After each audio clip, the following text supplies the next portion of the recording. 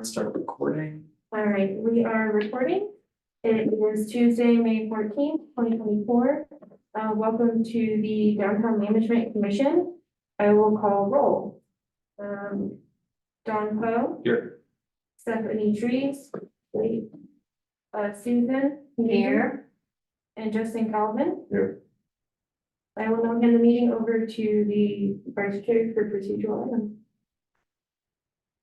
So first is the approval of minutes. Does anyone have any comments, or do we have a move to approve minutes?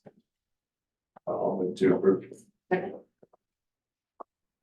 There's just approve minutes. Okay, it's good. You move to approve. Still time for a vote. Madam Chair, if you would like to take over the meeting. Oh, sure. This is quick, the fast bike ride we get here. My exercise. Okay. Where are we? We're just To To approval of meeting minutes. Okay. So can I have a motion to approve? It's already been. You already did, moved and okay. seconded. Okay, so. okay, all in favor? I, Okay. And I did misspeak. We don't have a new commissioner. Stephanie Pike is on BJAD. But we do have an update. It's like, you know, it's all jumbled in my head. I'm so sorry. But we do have an update on recruitment later on in the agenda. I promise Susan it's happiness. Well, happy for you, sad for us. you never know, I might just come to public participation. I love it. like, We love, yeah, we appreciate you. Disrupt. Be right, what else? Yeah. Okay, We do have though the welcome Yeah. for Lauren Kennedy, who you've seen, she's leading our meeting today. As the secretary, she's our new board specialist, community vitality, so trying to provide Lisa with some relief. She's been training Lauren the past several weeks, so she's just getting to her first round of many commission meetings. And so really glad to have Lauren here, but you'll be hearing more from Lauren as far as scheduling and communications for all of our commissions. So so she'll be she's here, all commission meetings for all of Boulder. all of community. Oh, vitality. just community vitality. Just, Okay. yeah, just community vitality's 5 commissions. Okay, great. Do we have any members of the public present? See, We have some online, but I don't have any raised hands. if anybody from the public would like to participate, please raise your hand now. Not seeing any raised hands. Okay, so let's move on then to the consent agenda. Topics will not be discussed unless there are questions posed by the commission. Are there any questions from commissioners on the consent agenda? I have one question about the Community Five pilot program and how many applicants do we have? That is a really great question. Matt, do you have any of those stats available? I don't, but I think Regan is on the call. She might have some more information. I do see Regan on here. Sorry, I missed the question. What was that? How many applicants do we have as part of the Community Five pilot program? I saw it come out, and I saw the publication of it. I want to see how is it received? You said Commutify, the Boulder Clean Commute pilot program. Yeah, I'm happy to give an update on that. So the platform launched on April 1st. So employers in Caged and Boulder Junction can sign up to participate, in which their employees can now start logging their trips and earning incentive funds. I think at this point we have about 15 or so employers that have signed up. Not entirely sure how many employees are utilizing the platform at this point, but I can definitely circle back with you and get you those numbers. But I think about 15 employers so far across Caged and Boulder Junction. I just love to know the scale of it. Is it like IBM level companies or about like 2 people places? It's a bit of a mix from what we've seen so far. Yeah, small and larger companies.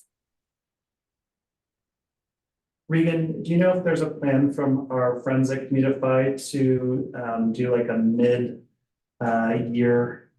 update, maybe something more formal they can do for both PJED and DMC? Yeah, absolutely. No, they're supposed to provide us with, I think it's quarterly reports, but I'm more than happy to ask them to formally present to the commissions as well. And I'm happy to have that as just a written page in the document. It saves them from coming to meetings and stuff. Yeah, absolutely. I do have a question also about the ambassadors. Is there any rebalancing that will be done in the summertime between the Hill and the mall, given that the Hill is not very populated in the summer? So the Hill ambassadors are funded by the general fund CU. So so it's separate. So we don't They try never- not to mix. We They have, never mix. and they have like one dedicated ambassador. So it's, if there was a rebalancing, it'd be no ambassador. Alright. And you know, the Moxie Hotel is due to have a soft open. I think they're targeting May 23rd now. Absolutely. So with the grand opening on August 8th. So really looking forward to hopefully getting some more traffic on the Hill than we typically have. So yes. And speaking of that, my question is about the Roots Music Project on the Hill. What is that? Because Mr. Stefanski. another level of detail. Or Regan, yes. Let's let Regan. Yes. By all means. Good, that's fun. Yeah, we're partnering with a nonprofit organization called Roots Music Project. They're local, based in Boulder. They sort of operate as like a music incubator, so they really help local up and coming artists find a presence and a stage and make their name better known. So we're partnering with them to produce a live music series on the Hill Event Street this summer, June, July, and August, a Saturday in each of those months. And then one final live music event in Boulder Junction in Depot Square. So there will be 4 events. I'm happy to send you all the flyer for that. And when is the first event? Just so, and where do I find information? Well, when we'll that's be ready? promoting it more broadly with our community partners. We just haven't gotten there quite yet. The first event is, let me pull it up. Give me one moment. It's June something. I just can't remember the exact date.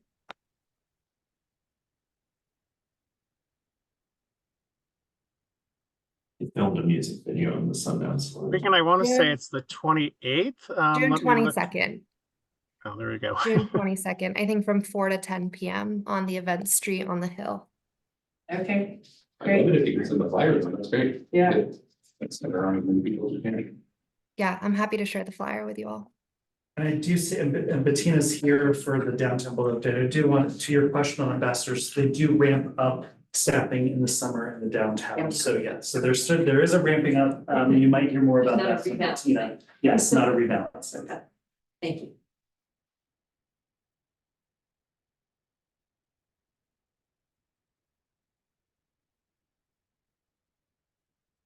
I think, oh, I had another question on the affordable commercial. It sounds like there's been a bit of a, well, maybe I'm reading it as a bit of an evolution where we're now hiring a consultant. Is this a new part of it, working on an RFP for a consultant to design the shared space? Is this like a second phase or? So really good. this, oh, Go go ahead. ahead. Do you want to go, Chris? Sure, I'll start maybe fill in any blanks that I leave, Regan.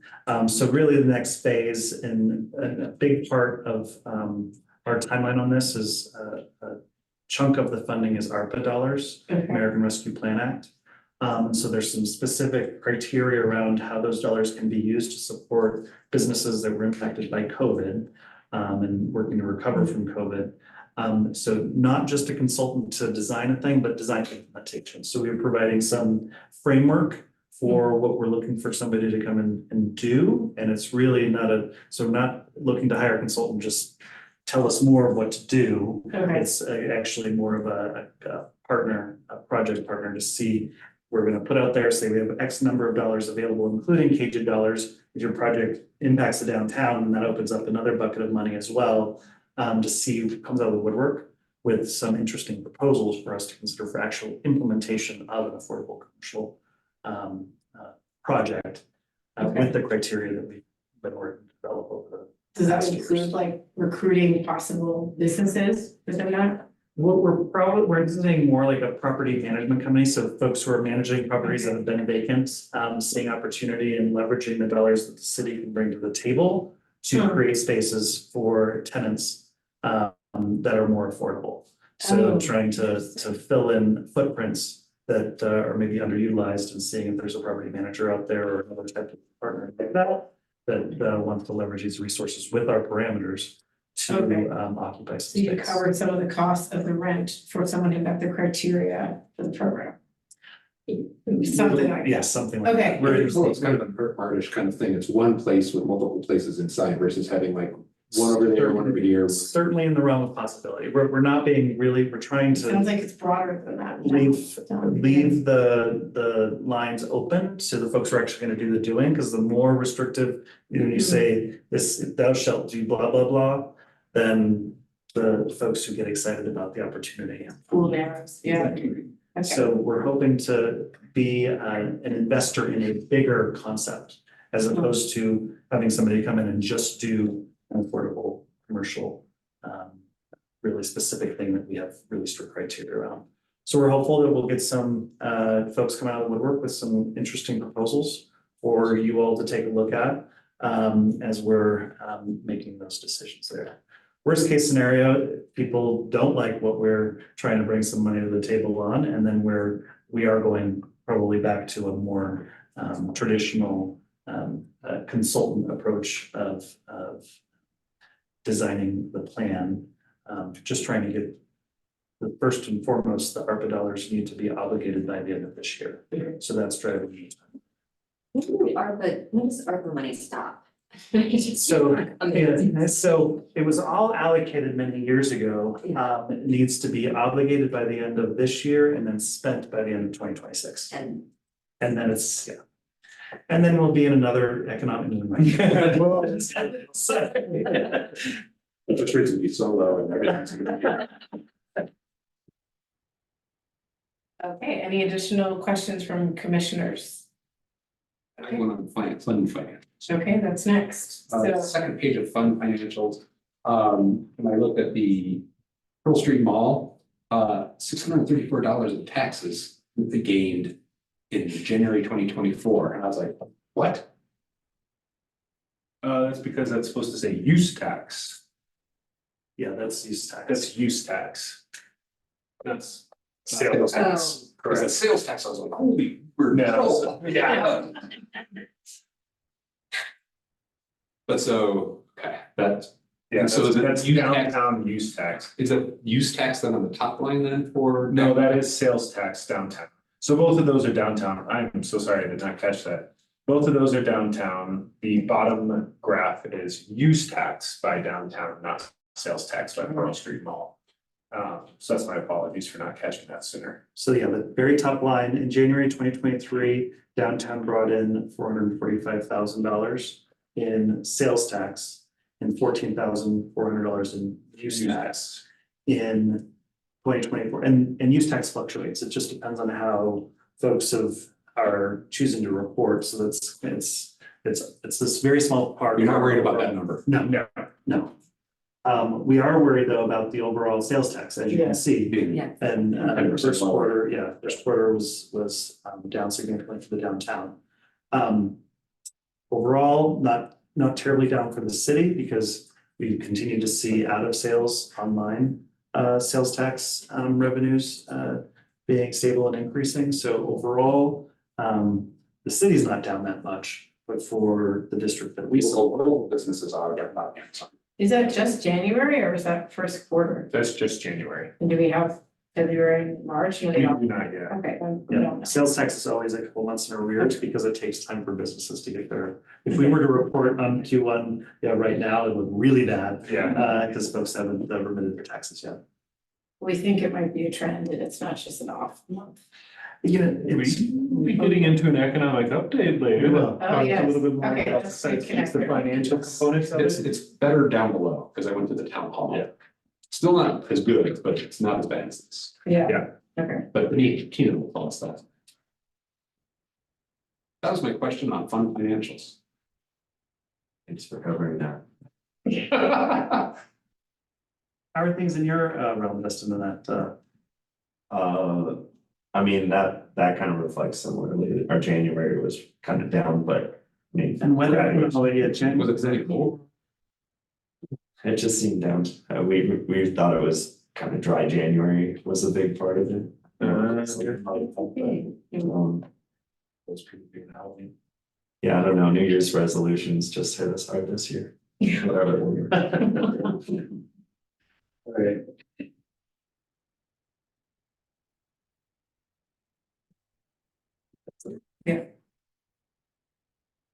Okay, Bettina, you're up next, 15 minutes for the Downtown Builder Partnership update. Hi, everybody. I'm sorry I can't be there in person, but I appreciate the chance to join you virtually. Can you hear me okay? Yes. Lauren, can we, Excellent. Sorry? sorry, we're just pinning you so we can see your face better Oh, on our screen. That's better. hello, everybody. Well, I'm delighted to be here virtually with you today. I did wrap up my first 6 months as the Downtown Boulder Partnership CEO. So it's been a wonderful experience learning and getting to know all of you. I especially want to thank the commissioners who have made time to come to our joint bid and DVP board meetings as we started that new schedule. It's been great to see you, and I want to thank those of you who came to the town hall that we had earlier this month. I think that Chris might share a little bit more about this when he talks about Placer AI, but I did start out our deck with the monthly pedestrian counts. So you can see March and February here, as well as April versus March. And the good news is that the pedestrian counts were up over last year, and April was up over March, understandably. We had a number of really exciting special events in April. The first one that we had was our Taste of Pearl. So thanks to any of you who came to that wonderful event. It was the first time that we had that event since 2019. And we sold out of about 600 tickets. And we had 15 different retail shops and 20 or 30 different restaurant and beer and wine, cider, and alcohol distillery partners. This is a really important event because, as you can see on the slide here, we did a survey after the event. Real quick, Bettina, And- sorry to interrupt. If you're trying to share your screen, it is not happening. We do have your slides, so we're looking at them on our computers. Oh, But thank if you were you. trying to Yes. share slides, we did not see it. I am not able to. Can you advance to the Taste of Pearls slide? We have them in front of us. Okay, yeah, we're just gonna have to monitor on our own because we do not have, Presentation. or we can give you sharing rights if that would help, or we can just follow along in our packets. She's a co-host, so she should be able to share. I'm having some challenges. I'm on my phone rather than my laptop, so Oh, it's okay. We have it on our. I apologize. All good. We will Okay, follow so- along in our packets. Great, thank you. Appreciate your patience. So yeah, so on that Taste of Pearl slide, you can see that 95% of our general admission attendees agreed that attending Taste of Pearl was not just about a really fun afternoon for them, but it led them to discover a new downtown Boulder retailer or a restaurant that they weren't familiar with, and that they plan to go back and revisit downtown to experience that in the future. So that is a really important reason why we have these ticketed events, in addition to our fun, free and open to all events. And then the other big event we had in April was the Tulip Fairy and Elf Festival. So you can see some really cute pictures of what, and it was my first time, and I don't think I've ever seen anything so adorable in my entire life. So thank you to Boulder for having such a whimsical and delightful tradition. We had a really wonderful representation of diverse entertainment acts. We invited the Rocky Mountain Indigenous dancers to come join us. They had dancers, young dancers and more experienced dancers, and they taught us a little bit about some Native American traditions. We also had the School of Rock, so we had some youth music participants as well. And you can see that we had almost 40,000 pedestrian impressions counted that Sunday afternoon. So that was up 8% over the Tulip Fairy and Elf Festival the year prior. The weather was really beautiful, and so of course that helped quite a bit. If you go to the next slide, oh, thank you, Elliot. So appreciate that. If you go to the next slide, would like to just share a little bit of the advocacy and connecting work that we've been doing, not just at Downtown Boulder Partnership, but also with our community initiatives.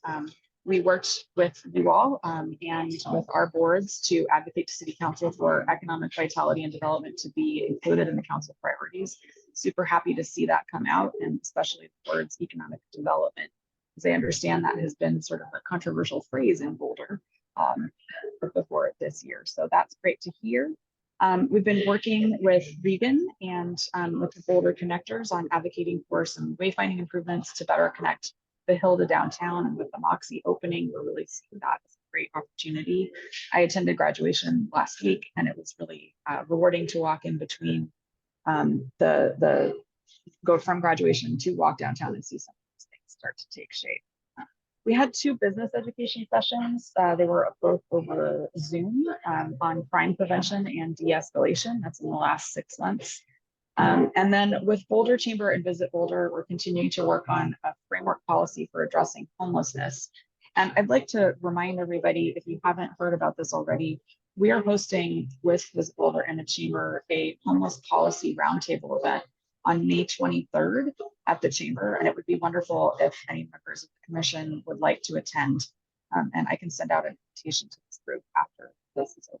But that'll be a wonderful lineup of some people who are working in the services as homeless services providers.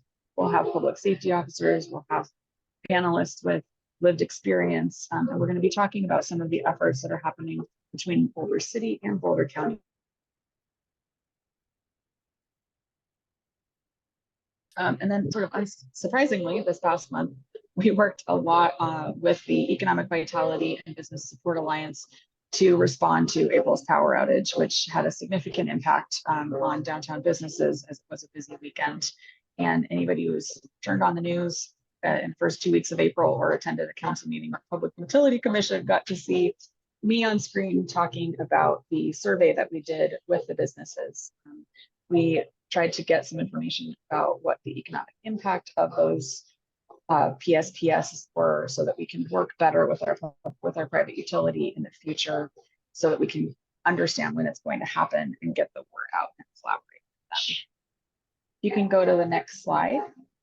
Just this morning, we distributed through the Business Improvement District 148 flats of flowers. We gave those out to 75 businesses. So, the tulips are coming out in the mall, which is always a sad moment, but we're getting ready for other greenery. The Parks and Rec team is planting the beds, and we've distributed all of these flowers to the businesses for them to care for and keep our spring green. We also are planting 13 planters. That's probably happening either right now or first thing tomorrow morning in our flower distribution. We also expanded this year to include the Hill a little bit. So we offered some flower services to that as part of our partnership with the ambassador services that we provide, sponsored by CU Boulder and the University Health partnership there. And we had a town hall on May 2nd that had 2 different panel discussions. One was on the concept of the future of office space in downtown Boulder, and we invited 4 different property managers and a local person who has a lot of experience with this sort of work and trying to help businesses open new spaces, re-tenant new spaces. That was a really lively conversation. And the property owners were extremely candid and also offered their creative and forward-thinking ideas for how we can try to solve our office vacancy problem, which is currently, Dean Cowan reported it in the first quarter, it's at 28.8%. But some of the property owners on the stage at the town hall said it's probably more like 40 or 50% when you think about the spaces that are leased but sitting empty right now. So that's definitely an area of concern for us, as it is across the country, as we look at what work from home and the change of work life has done to our downtown spaces.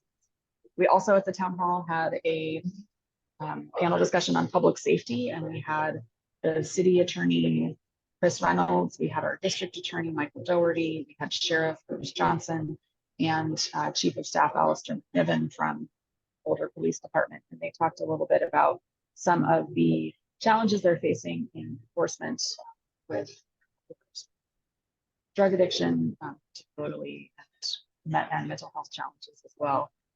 Representative Judy Amabile sent her staffer, Robin Noble, who shared some of the news that was happening at the time about efforts that she and other state representatives have been making to try to change the path to competency and create more resources for people who are in the criminal justice system who are experiencing mental health crisis and need to be treated in a therapeutic environment. So lots of heavy topics at our town hall, but I think it was a really well received gathering. And our own Chris Jones did a fabulous job presenting some really cool data on Placer AI, which follows us around everywhere we go with our cell phones in our pockets and collects all this really great information about what kinds of people are visiting and where. If you can go to the next slide. We also made a debut, our ambassadors continue to work very hard, and Lane, thanks for jumping in there when the meetings first got started. Our ambassador staffing has been a little bit slow in March and April as we were getting ready to gear up for the summer months, but they will be back out in full force. We're looking to hire a couple more people to fill some vacancies that have come in. And as you can see here from the statistics, they continue to have a really great impact on our community. And one of the things I like to say about the ambassadors is, you know, they're doing their job when you don't see the work that they've done. Because we all want downtown to be clean, and they are out there all the time, really making sure it's like you can see on this Bettina, what is Big Belly Service? They ask this every time. Trash cans. Oh, I love this question. Bettina, can I ask, So, there's a big change. The January numbers are like a lot higher than the February numbers. Why is that? So the Big Belly service, Big Bellies are the trash cans that are in the downtown. And so that's the brand of the trash can, Big Belly. You should probably change that in our contract so it's more clear to understand. I don't know exactly why it was so much higher then. I think there may have been, I'm gonna need to get back to you on that one. I'm sorry for not having. One thing you'll also see is the stickers, the graffitis. The graffiti is kind of going up and down. That also includes sticker removal. We don't have a way to track separate graffiti from stickers. So we actually don't have that many tags downtown, but people are putting stickers on light posts and such. Any other questions on these statistics? Nope. Okay, great. And then this is really fun. I hope this video will play for you. But we launched a new advertising campaign. And for the last couple of years, we've been really working with My Happy Place. And there's even that mural on the side of the wall where the new Chiba Hut sandwiches is going to be going. But we're moving away from that a little bit, and we've adopted a new slogan. And if you could press this and see if it will play for everybody. I'm not missing anything. Versus, did it not work? Well, it's working on this. Oh, wait, I have to also share my sound. And you'd have to change your screen that you're sharing. Let me get this. Expectations are rising. I will. I know. Elliot is our resident IT expert. Wow. Maybe looking at a lot of kudos today. All right, so fingers crossed. And we have no sound. Oh, maybe because I have no sound. A lot of James Beards. That's so Boulder too. We have welcome to downtown Boulder. We know what you're thinking. A bunch of artsy, flower-loving hippies. So Boulder. Well, sure, there's a lot of beards here, but there's also a lot of James Beards. That's so Boulder too. We have tie-dye, but also tie to die for. Local jam bands and locally made jams. And something for every hippie, hipster, techie, foodie, outdoor junkie, friend, or family to enjoy. There's the Boulder you think you know, and there's the one waiting to be discovered. So come be a part of all that makes downtown Boulder so Boulder.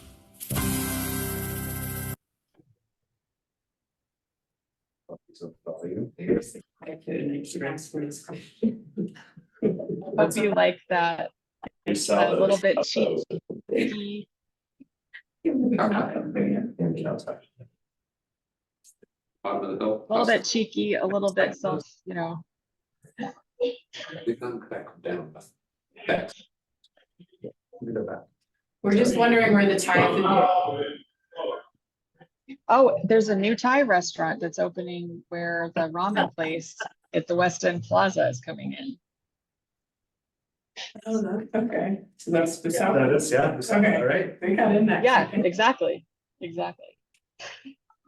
Anyway, that commercial and other little campaigns like that are going to be airing on different television stations. You'll start to see them on your social media feeds, and that'll be a campaign.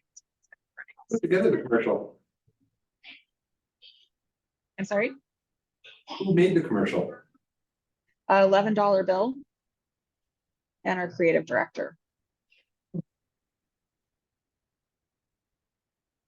Yeah, so that's very exciting. And Elliot, if you could go back, oh, so good, so seamless. Thank you very much. The next big thing that we're looking forward to is our Employee Appreciation Week, and that'll kick off June 3rd. And we're really encouraging businesses to get their employees to pick up a sticker, which will allow them admission into all of our happy hours, et cetera, et cetera. There are a bunch of different activities that are happening, including the Office Olympics. And we started something new this year. We're asking for the best outstanding employees, and we'll have special prizes given out for that. So if you can help share that with all of our downtown businesses, we'd really appreciate it. And on the next slide, after we wrap up Employee Appreciation Week, we are going to start Bands on the Bricks. So every Wednesday night from 5:30 to 9, we'll have an opener and then a band play. We'll have a beer garden with beer from Avery. We'll have margaritas, we'll have wine, we'll have seltzer, and lots and lots of fun. And then Pearl Street Arts Fest, July 19th, 20th, and 21st. And then we're already moving into planning for Fall Fest as well. So those are just some of the things that we're excited about putting together for downtown. And that's some of the work that we've been doing. I also just wanted to follow up. Lane made a great comment during one of the chats about the big belly cans that you asked about. That's actually, they're not the brand of trash can that we have in downtown Boulder. That is a brand of trash can that is used across other districts that use the Block by Block Ambassador Management Program. So we need to change that. They should say Bear Bins or something like that. Boulder specific trash can. But in the industry, We'll tell our friendship they need to update their database to be more accommodating. Oh, I will. I'm gonna say, listen, we gotta be so Boulder here, have our own trash can. Any other questions for me? Do we partner with Out Boulder or anything like that for the Pride events at the end of June? Is that anywhere in our We will absolutely be- activation with 13th Street and Van Shell and whatnot? Yes, absolutely. So our role, I'm really sharing with you the events that we as an organization present and produce, but we promote all activities that are happening downtown. So that includes Pride, which I understand is going to be bringing back a motorcade. So not a full parade, but they're bringing back a motorcade this year. So that's super exciting. We'll be promoting that. Also neglected to mention that Boulder Farmers Market has started up the Wednesday market again. That started this month. So we now have Wednesday evenings, Saturday mornings, and then the programming that the Boulder City Arts and Culture does through the Art in the Park program. I'm sure you get more information about like when the Boulder Symphony is playing, other folks are there. But we'll be promoting all of those activities at our website. Can I ask about Taste of Pearl? Are you planning to do this annually again, or are we not sure? Based on the last. We are. Okay. Yeah, we absolutely are. It was such a success, and people were so happy. It was interesting, about half of the people who came said that they were so happy to be back, and they never, they had been many times before, and then the other half of people had never been, and so they got to have this brand. So we're going to take both those newcomers and try to add the experience, shift it a little bit, and have it evolve. But we'll definitely do it again next year.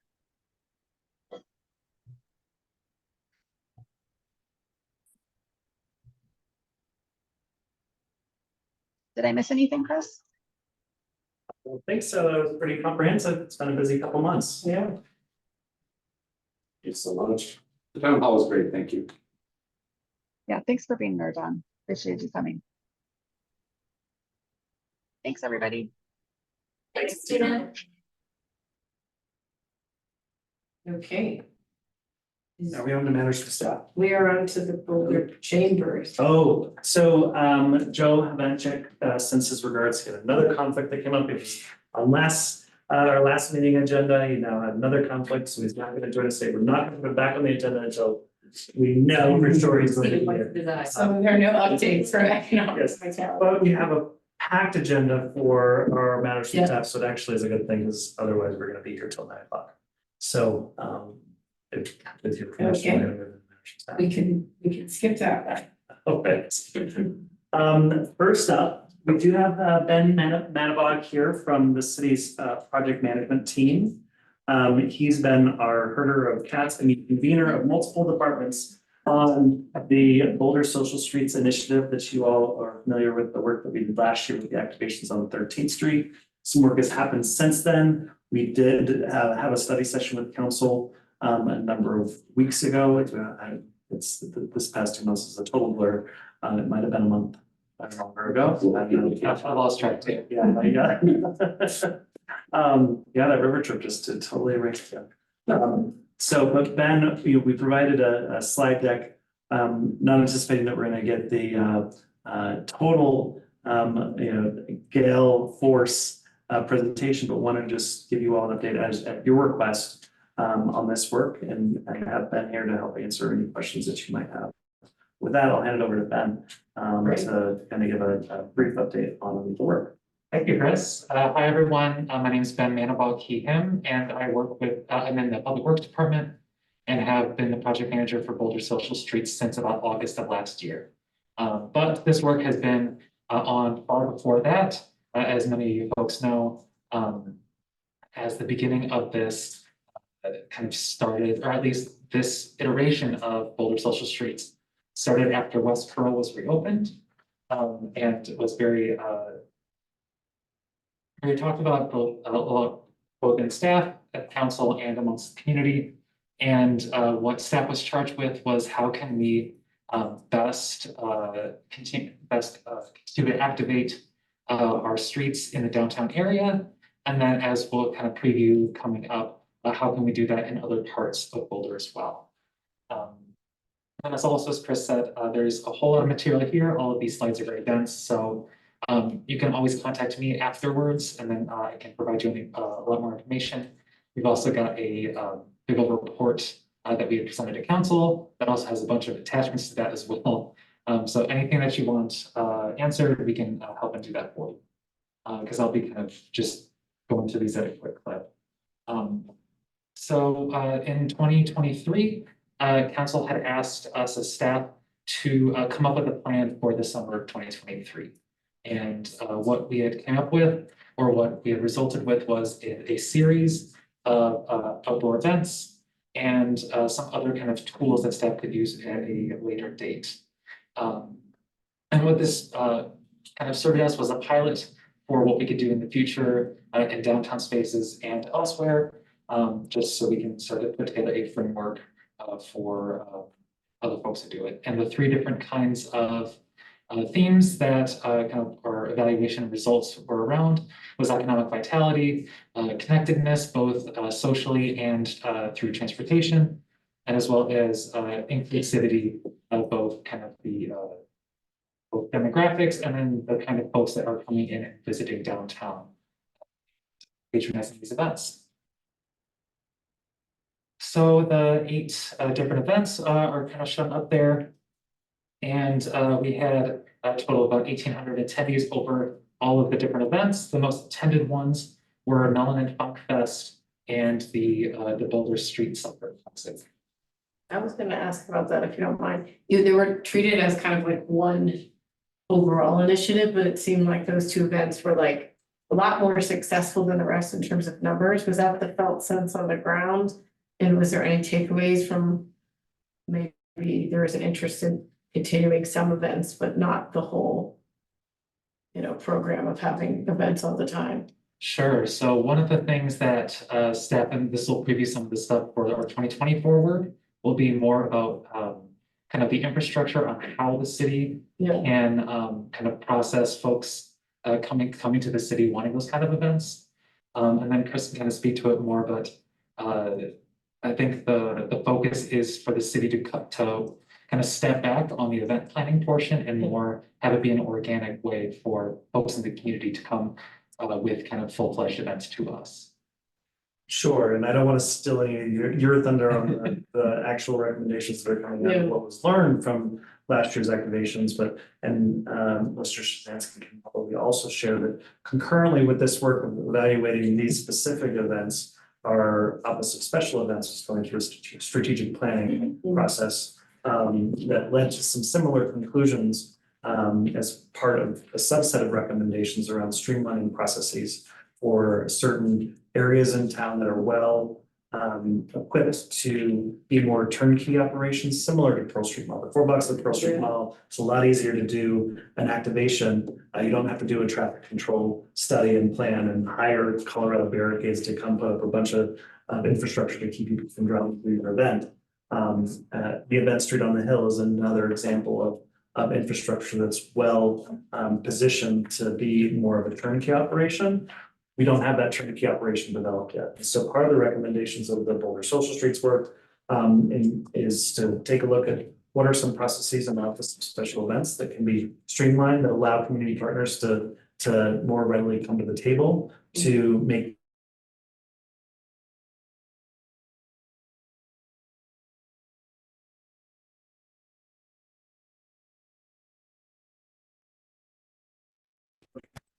process when we do it, and that brings folks up. So we're trying to see what we can do to support that places where control plan. We have a furnished traffic control plan because the event street, it's pretty standard. 4 blocks of Pearl Street Mall, pretty standard. 13th Street, maybe with some slight modifications, can also be really a standard turnkey space. So our next steps are to use some resources to pursue that recommendation from the Office of Special Events strategic planning work, support Boulder Social Streets or other, anybody who wants to activate spaces. Also include things like the neighborhood block party trailer, which we want to be pretty turnkey, as well as other activations of spaces like the outdoor dining process. How do we streamline some of these things that activate space in new ways? Yeah, so am I hearing that it would be more of like a rentable space, like as you would rent other Boulder Parks and Rec? Sort of. Sure, yeah, treating it like a venue where if you want to do the prepackaged, Yeah. traffic control and here's where the tents are gonna go and the stage and yada, yada, Yeah. yada. Then if that fits with what your event is, then the approval process is much more truncated Yeah. and more efficient. Whereas if you want to do a skate park on 13th Street on the hill, that is outside the bounds of what we're going to prepackage, and that's gonna still be a bit more sophisticated in our approval process. But trying to, create that standard turnkey set of typical operations for some spaces, yes. For things like the 29th Street Mall closing, is that still more up to that property management company to do that? The city has 0? Zero, that's private property. So it's kind of like a unique type of city rented event space.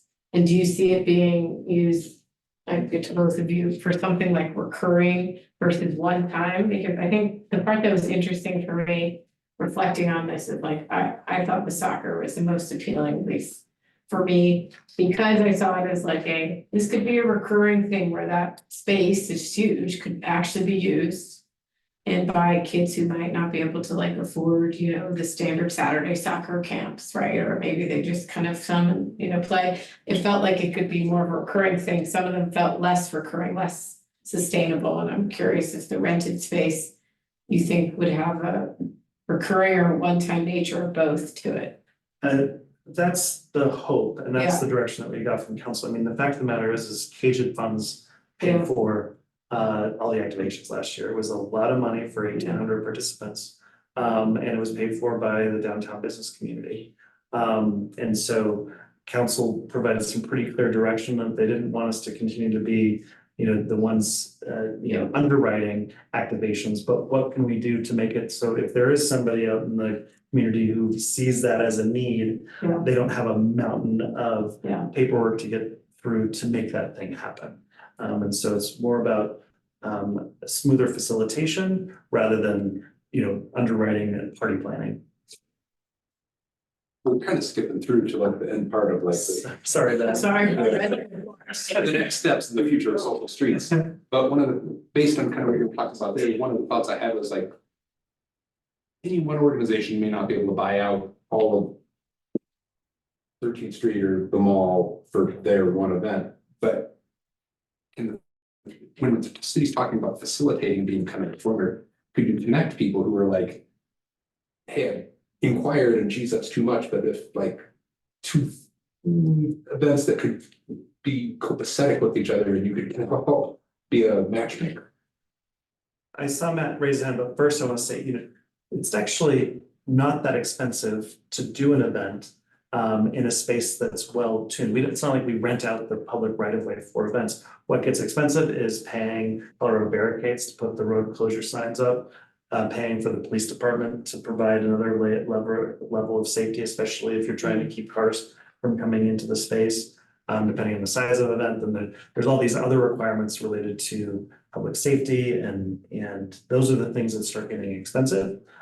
It's not just the physical use of space. So it depends on the size of the thing that you want to do. Yeah. But the bigger the thing that you want to do, you're probably already going to have the partners because we also don't want folks to bite off more than they can chew. So the community members who want to come together and do a small event on 13th Street, we want to make that easy.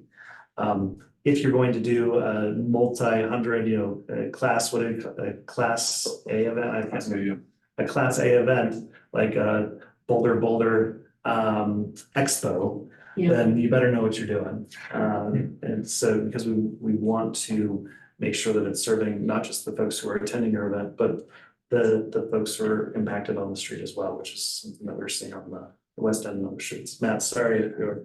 No, it's great because, it leads to where my mind is at. The programmatic assessment that we did with special events had real three categories of ways that we can make improvements. One we talked about, which is the efficiency of the permits and the process and these improvements. The infrastructure is another thing, but the third thing is support, the way that we support the community. And so there's things in those recommendations like what you're talking about, having special event staff who are there to bring in a new event and talk them through the process and to be a navigator, but also things like sponsorships. If we want to target where events in this community can be most welcoming or best represent this community, we should also be able to have ways for the city to support the types of events and the way that they happen to make sure that they're safe, accessible, and represent us well. So all those things are in there. So the sponsorship part, that's interesting too, because I know like every organization is trying to hit up Celestial Seasonings and 18 other places around town over and over, and like you almost become like a clearinghouse, like kind of like the way that community would share the EcoCycle?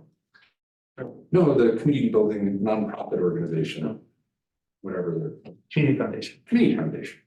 Kind of like operates kind of like for nonprofits, but kind of helping connect the nonprofits to the events to. I don't want the city to be like clearinghouse for all this, but I know that when you're talking about having these navigators, your guys are gonna get a lot for repeating kind of requests. Luckily Justin Greenstein is really good and knows this community well. And so to be able to have a new neighborhood event that really wants to do something great for the community and that, sort of fits in with the SARE framework and where we're heading, we definitely should make those connections and see what we can do to support that. So yeah, I think that's one way. Yeah, you don't need to duplicate it because the community foundation is. Yeah, because they should definitely use use your that. partners, but help connect partners. Making sure people understand the opportunities and have every chance to take advantage. Absolutely. The other part I saw when I saw the navigators part is, just as I think about the building that's across the street from me, and we keep, as a DMC, we keep hearing about like planning and getting facilities approved in restaurants and stuff like that. Is any of this like happen? These on navigator person also happen on the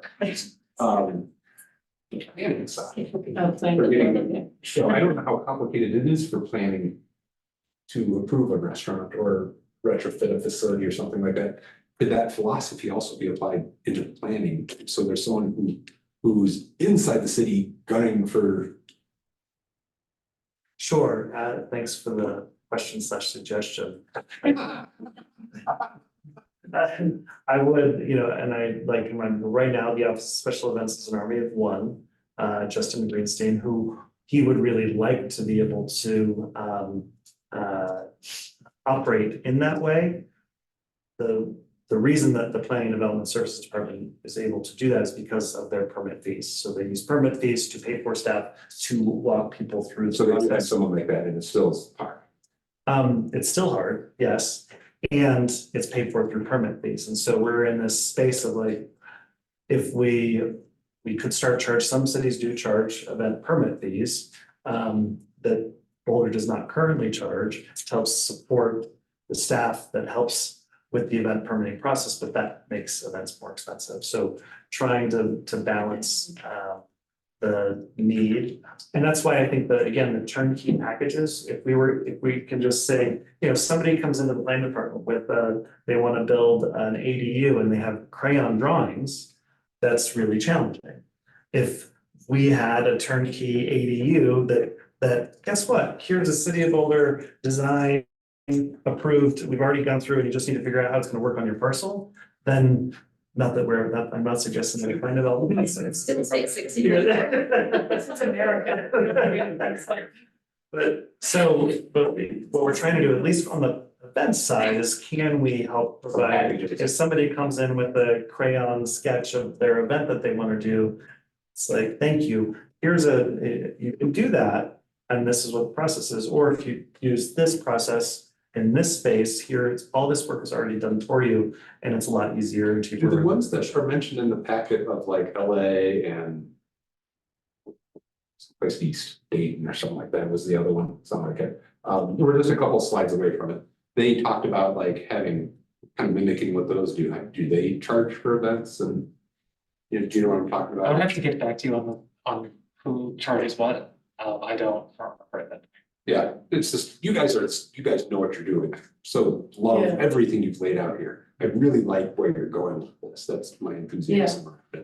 Yeah, I also similarly would worry that they're going to take up a lot of time and it's going to cost the city more money than expected. For every project, it takes longer and at least 30 to 50% more than expected. So I guess my curiosity around this is, how do we make this sustainable for the city? While Boulder residents do love to improve increasing taxes year over year, like the cost of living and everything increasing, and eventually gets back to people themselves, right? So even if the city covers it, like that's coming from a budget that is eventually going to be funded by the people if it keeps growing year over year. So for a lot of these programs, I know we also talk about, let's keep the price low. At the same time, I worry about sustainability, because then that gets back to everyday Boulder residents eventually, right? And so I'd be curious if there's a price in a like sustained, like say we're having events, we don't know how many events we'll have, but in a future scenario, those events funding a person that would then help with those events, I'd be curious to hear in the future. Yeah. Sure, I mean, some other things we've explored, at least in the downtown district, is do we charge a $3 flat rate in the garages, at least on Saturdays, that supports activations? There's some sort, fund that does that very We get good. around the people And- complaining about it being free and still having used the app. By Exactly. charging for it. Well, I do think we should obviously, I know I push for that, and I want, and it's a side topic, but evaluate if that's working, like, does that are we actually just leaving money on the table there because people aren't really going to the garages? Anyway, when they do, maybe they'll pay anything because that's the only option for them. And so we're really not, it's not having the impact that we thought it would of driving more people because people really want to park on the street. And Sam's not here right now. Yeah. Part of the realm of authority of the Downtown Management Commission is to set the price for district-owned facilities. And we did entertain a flat rate a couple of years ago. Of course, city council serves as the official board of directors, and so the proposal died at council. But we would love, if that was the will of this commission, to revisit that in some work that Sam is helping to lead in the evaluation of our parking products, and we could certainly bring that back. I love how we translate, Boulder Social Streets is translated. Well, it was a great packet, which I read. It was. very long. There's a lot to read there. You don't need to. Yeah, we don't want you to represent it, but we do want to fully understand it. So if there's anything that you thought didn't, come across in the reading of the slides. Yeah, I think some of the other points was kind of shown here where the events that did get put on, there was more women and more children were present, and they, I think, as we also heard in some of the community engagement, felt safer. Some of that was just more people being around, but then some of that was the environment that these that organizers put together. And this is the slide here that 2/3 of the folks felt felt safe with these public events. Two-thirds is not actually that high a number of feeling safe. I've tried to push it for more, so it's forcing. I don't know how much we should, how important that is for everyone to feel safe, right? Like, I think about the overall perception of safety, but right, to feel better. Well, define your stat maybe again, because we're like 65% more than We are. usual, or 65% total.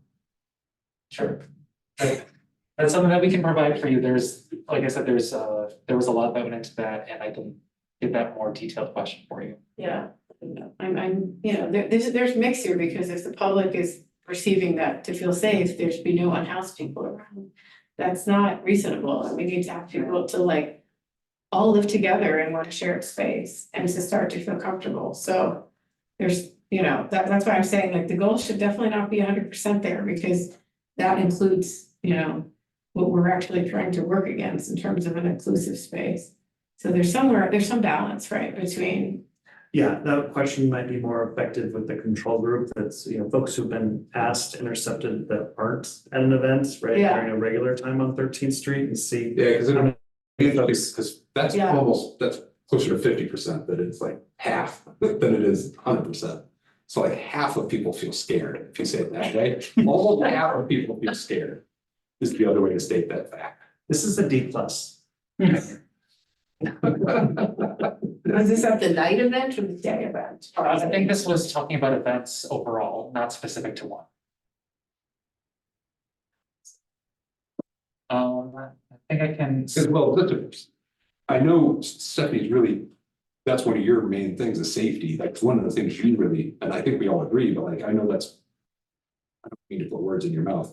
I think we wouldn't mind understanding a little bit more detail around that, because that's actually not that strong a number in the scheme of things. And yeah, it doesn't have to be 100%, Yeah, but 1/3 of people not feeling safe, or how is that answered, is, kind of like down at the bottom, there's those bar charts that have all the.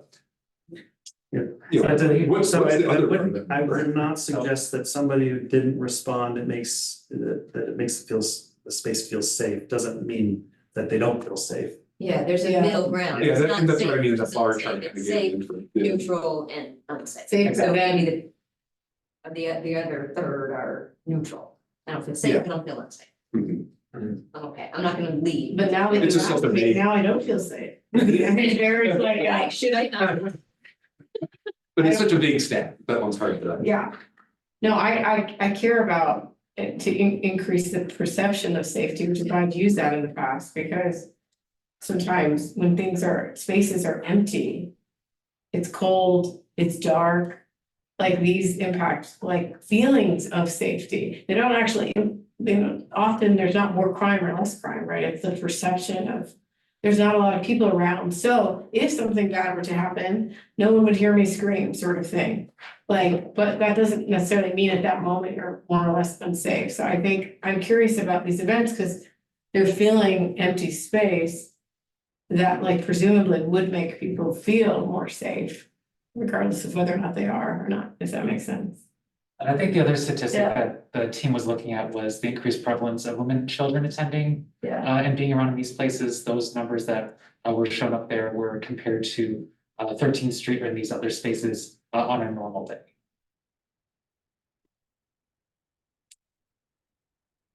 I don't know if there's much, the other point, just want to make sure is that this didn't hinder vehicular traffic around 13th Street where all of these events were. And in fact, it increased the amount of folks that were walking, taking transit and taking their bike to these events. Most prevalent for folks that already live in Boulder, but it was an increase. And I can essentially skip all the way to the end as we talk about what we will do. So as we talked before, Boulder Social Streets could be a one-stop shop for all of these different things that we've talked about: outdoor dining, block party trailers, special events, or it could also be a way to better facilitate these community individuals and organizations that want to put events together. One of the ways that Gal, who was our design consultant for this, put a user journey on here, which a lot of these steps are things that we've already talked about so far.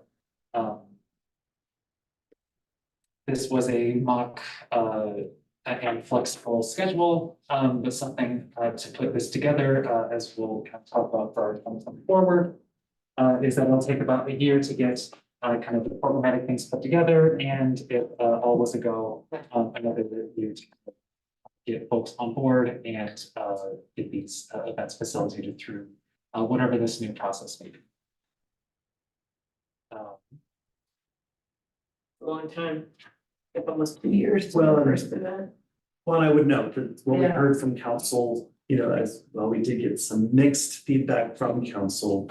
They are interested in us doing a bunch more activations and more event planning, but really narrowing and spending any significant amounts of money. They did really narrow in on this process improvement for activation. So that's really what we're working on now, is figuring out what is that next iteration. Because there have been folks, cross-departmental team that has been coming together on a regular basis to manage this project. And we are working to likely shift that into the regular special event review team process and focus on process improvement using our resources in the realm that we've been discussing today. Not necessarily at this scale. Okay. Based on feedback Yeah. from council. Just in summary, I definitely like the direction of less resources, and my only concern is like, I guess we'll see what the applications are, but there probably needs to be some curation, like if it's supposed to feel like an organic neighborhood thing.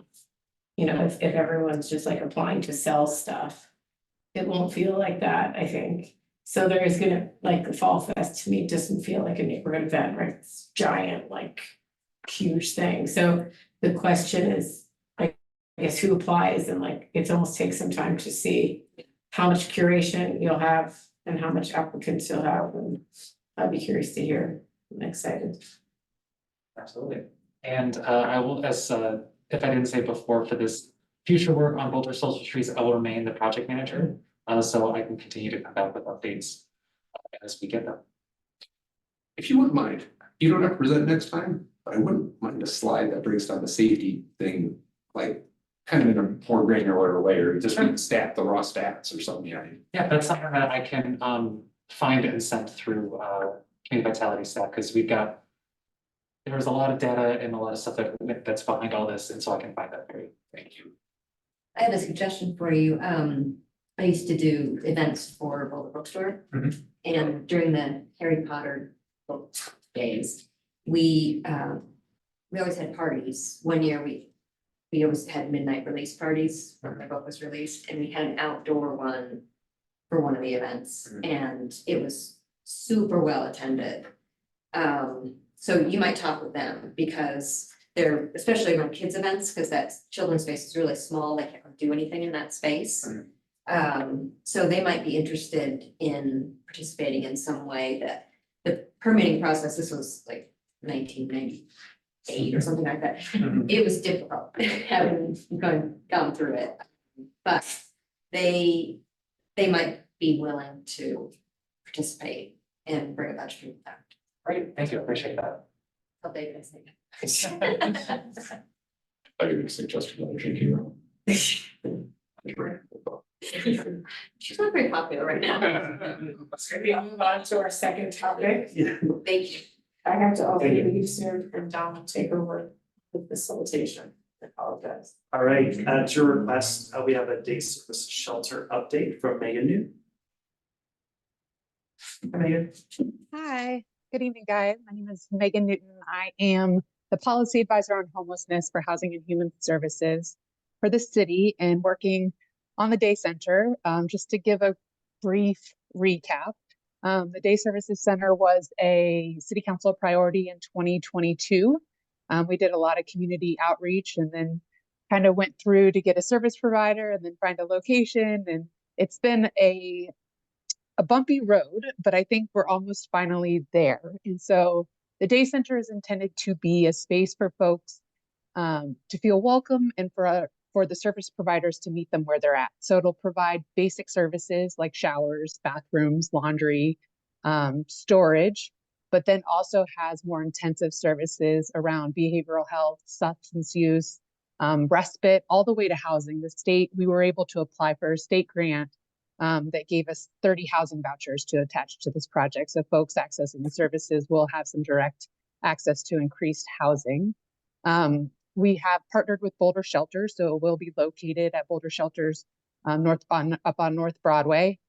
So they will start staying open. They're not staying open on the weekends, so we're not calling it a 24-hour service, but during the weekdays, it will essentially turn into a 24-hour shelter.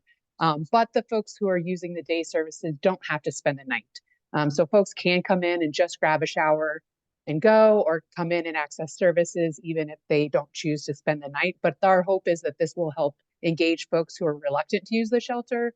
This is intended to be a much lower barrier service. And so folks don't have to commit, but it's intended to be an outreach service. And so get folks engaged in services, get folks engaged in shelter, get folks engaged in housing, ultimately. Where we are in the process is we have signed the contracts with Boulder Shelter. So they are working with all their logistics around some renovation of the space, a slight renovation. Luckily, it's a purpose-built shelter, so it can easily be used for this purpose as well. But also hiring and staffing up, it is kind of a heavy lift. But the hope is that they will be ready for a full open in mid-June. So it's been, I feel like I've said it a million times, like any day now, but we are finally, I feel like, getting to the point where it realistically is going to happen in the next handful of weeks. We have had a lot of conversations around transportation. Historically, there's been a free bus that operates. They pick up downtown, take folks to the shelter in the evening, and then bring them back downtown. I think we're kind of trying multiple iterations to see what works best. We are funding an additional bus, so everyone isn't queuing up at one time. So there'll be 2 cycles of free buses, but then we've also given a pretty sizable line item on just bus passes in general, so people aren't queuing up at all. So it's better for folks so they're not all in one place at one time, better for the clients that we're serving, and that they're not waiting for a specific time to come and go, but rather that they can come and go as fits their schedule and fits their needs if they're working or whatever that might look like. But we've had a lot of conversations around the transportation as well. There was obviously at the beginning, there's an attempt to get it in a more central location, and that didn't work out. So when we did move it up to North Boulder, and there were some concerns that it not being in the central core we have focused quite a bit on transportation, but also kind of a lot of this will be, we haven't done this before. And so we know how it's worked in other communities. We know mostly what to expect, but we're not quite sure. So there will be a lot of reevaluating in the first 3 months, 4 months, 5 months, to see what we need to change, to make it better utilized, as well as if it does have any unintended consequences, that we're able to address those as well. But that was just my very brief update on what it is, where we are at with it. Are there any questions? I have 2 questions. Do you know about the cost per day to have the day services center open? We don't have it broken down by day. The total investment from the city is 1.6 million annually. Annually, okay. And what are you most excited about? And what's the biggest question mark for you? I'm most excited about, originally I think when the conversation was happening at the council level, it was really about having a place for people to just be.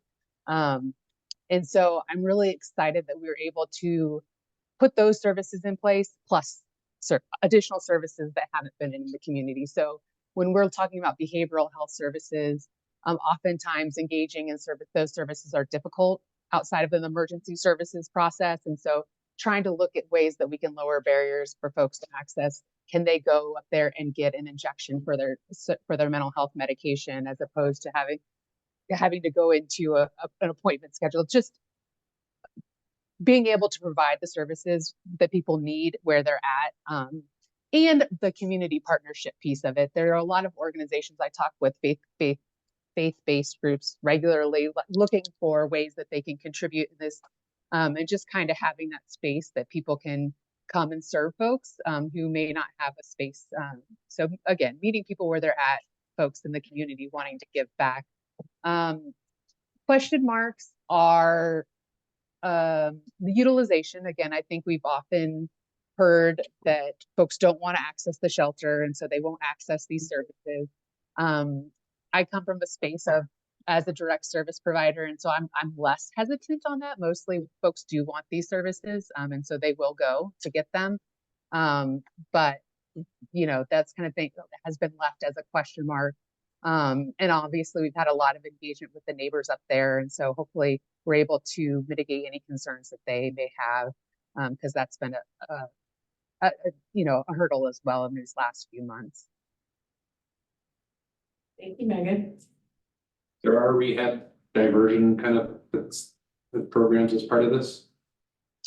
Like diversion in the as far as housing or homelessness goes, or diversion Mental health and just support services, let's say. Right. Yeah. So we've got an RFP out now to contract with a behavioral health provider.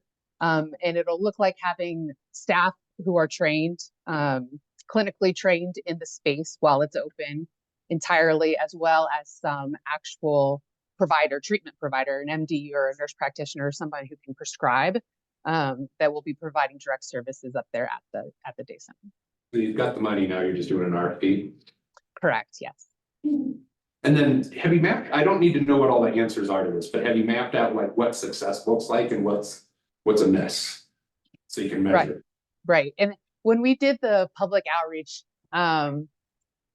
it's a little bit more all over the map. I think we often measure success on people accessing services. So folks that traditionally have not accessed services access these services, and ultimately leads to successful housing access. So that's how we measure almost overarchingly all of the success on our programming, from outreach to navigation services to sheltering services.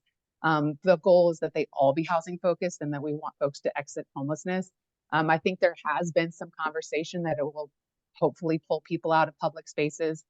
That one will be hard to measure, I think. So that's an ongoing conversation.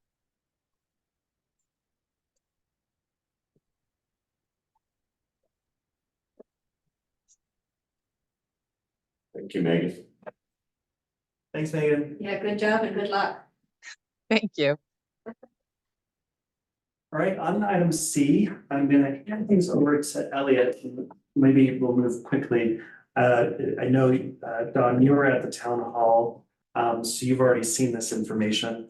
But we want to give you a preview to some new data that we have access to through a platform called Placer.ai that utilizes cell phone data to analyze visits to geofenced locations that we get to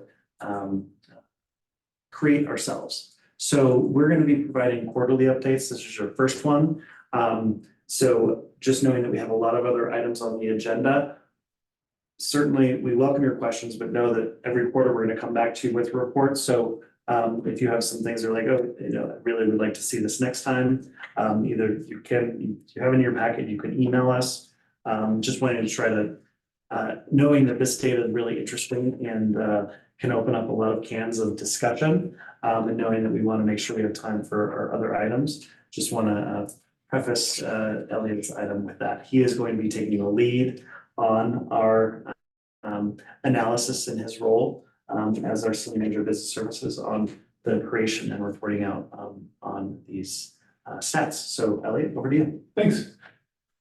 So we'll go quick, so we have some time. But as Chris mentioned, this comes from Placer.ai, and we're looking at kind of our 3 geofence locations here: East Boulder, East Downtown Boulder, Pearl Street, and West, and kind of looking at those in the Q1 area. A lot of this has to do with the visits, and we will get into a lot of the details here, but it's the 3 geofenced areas. So not completely cage it, if you will, the downtown commercial district, but it is very encompassing of a lot of that. We can look here. These are some of the main metrics that we come up with. So you can see on the very far left side of the screen in purple is that downtown west end, and then we have the east end on the far right. And you can see kind of some of the visits. Yeah. Did it exclude people like driving or biking past? So- Because that would really skew the data. Yeah, so unfortunately, well, I guess it's kind of more on the mobility side in terms of like the actual visits. It's more than greater than 10 minutes. So anybody who stayed in the area. Well, that's what that meant. Okay, that was like a min, Yep. like, okay, for hours, Yep. got it. So if somebody was sitting at a traffic light for 10 minutes, not paying attention to what they were doing on a cell phone, then yes, they were counted as a visit. But yeah, so that's kind of how it Okay, distinguishes the visits. thank you. So yeah, you can see some of the metrics here, the average dwell time. So going back to that, like how long are people actually on average staying within these locations? Is there the 4th item up from the bottom? So you can see, West End it's kind of always historically been a little bit more busy. And you can see some of the visitation numbers here as well, increased in that. But you do see the year over 2 year increases on the east end as well as Pearl Street Mall. So again, kind of going back to that recovery from COVID, more and more people coming out, and hopefully we can get some more office visits. I'll get into the metrics on like where people are coming from and where they're going to here in just a minute. Real quick, so on this one, I'd like to note that the square footage of the Pearl Street Mall geofenced area is larger and it has the most number of estimated visits, but the West End has the most number of visits per square foot. So in the East End, you'll be saying, and when you look through packet, that it's lagging behind the other areas. So many things. I'm most curious, and I know I have to go in like 6 minutes, and the interpretation of the data, like, is that because there's just a higher concentration of restaurants per square foot? And like, so That's why the duration. that's why. Yeah. And because there's just so many people in a small space, Yeah, right? exactly, it's the So, type C because the like, geofence includes the is the footprint of the issue that building. there's not enough restaurants on the east end, if you're like, if that's what we're like kind of trying to compare to, Yeah, and I think we also have quite a few vacancies here on the east end as well. There's quite a few, like if you look across the street, there's quite a few vacancies. Yeah. Just down the road, there's a couple And that vacancies as building. well. And the density, think about West Pearl, so the density of the office buildings. Yeah. On, Pearl Street Mall and West is a lot different than the density that we have on the East End. And you'll notice that the East End is busier in the morning between snooze and Village Craigs. There seems to be more of an earlier morning population here on the East End than we see on the West End of the street. What's panel visits? So those are the actual counts of the folks who have the cell phone that has the apps that are tracking the behavior. So they use that number to extrapolate out the estimated number of visits and all the other demographic information that they share. Yep. Something else that's on the east end that we don't have on the west end is a big parking structure. So we take up a large square footage in this parking structure, which is great. We provide that parking and access. But that also does have a little bit of an impact on that. So here's the year over 3 years. Again, that first slide, year over 2 years. So you can see some of the changes there. And then this is kind of looking at the visit trends over the course of that first Q1. So when are our peak times and when do we kind of see how it correlates? You can see that downtown and Pearl Street have very, very similar metrics. And then kind of going back to Chris's point, you got that east end that's a little bit different in terms of their metrics. So here's a little bit of the demographics of people who are visiting. This is just the Pearl Street Mall. You can see the median household income, the educational level, ethnicity, and the people per household. So again, this is kind of aggregating all that data coming from the cell phone information. Thanks, actually, and so this isn't necessarily cell phone information. What it, so what it does. Look at your bank account. So, so what Placer AI does, it guesses where you live and where you work based on where your phone is spending a lot of time at nighttime versus a lot of time at daytime, and then it's then comparing that to census tract data. So American Community Survey, and so they're making some assumptions based on the typical demographics of the communities that you're either working in or living in. There's your cell phone is not telling them about your conversations. And Yeah. Well, we're increasing dwell time right now in the east. So. I hope this doesn't affect this. Yeah, I was gonna say bring back together. That's right. There you We have go. bigger problems. So here's a little bit of distribution graph of that household income. Again, using the 2022 census data is basically where this is coming from. And then you can kind of see here the education distribution, ethnicity, and then also that household size kind of distributed across the graph. And I'm pretty sure what we did here is it's captured, this is called captured demographic, not necessarily potential demographic. So there are two different things that we can look at. What we've shared here is these are the guessed what things are guessing of the demographics of the people who are visiting Pearl Street Mall currently. There are other metrics that we can look at as far as potential demographics if we were to work with Downtown Boulder Partnership on marketing to attract different demographics based on where we're already seeing people come. That is the unmet potential demographic. Is another layer of information. So, thanks, Stephanie. So here's the market landscape. So this is kind of like where people are coming from to get to Pearl Street downtown area. You can see a lot of it's coming from our neighborhood communities or neighboring communities, excuse me, Wellmount, Louisville, Lafayette, in a lot of those areas. But people even as far as like Aurora are coming here as well. And we have this data for the entire country, so we can see where folks are traveling from anywhere in the country, but the heat map obviously is hotter, closer to home.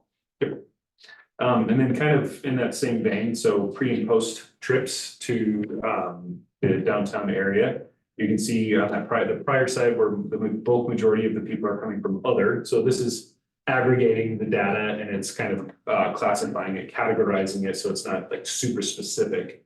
But the bulk of that is coming from those other categories besides home, hotels and casinos, restaurants, et cetera. So that can include office, that can include work, it can include different types of probably education, those types of things. And on the post side, you can see that the majority of people leaving Pearl Street are going back home.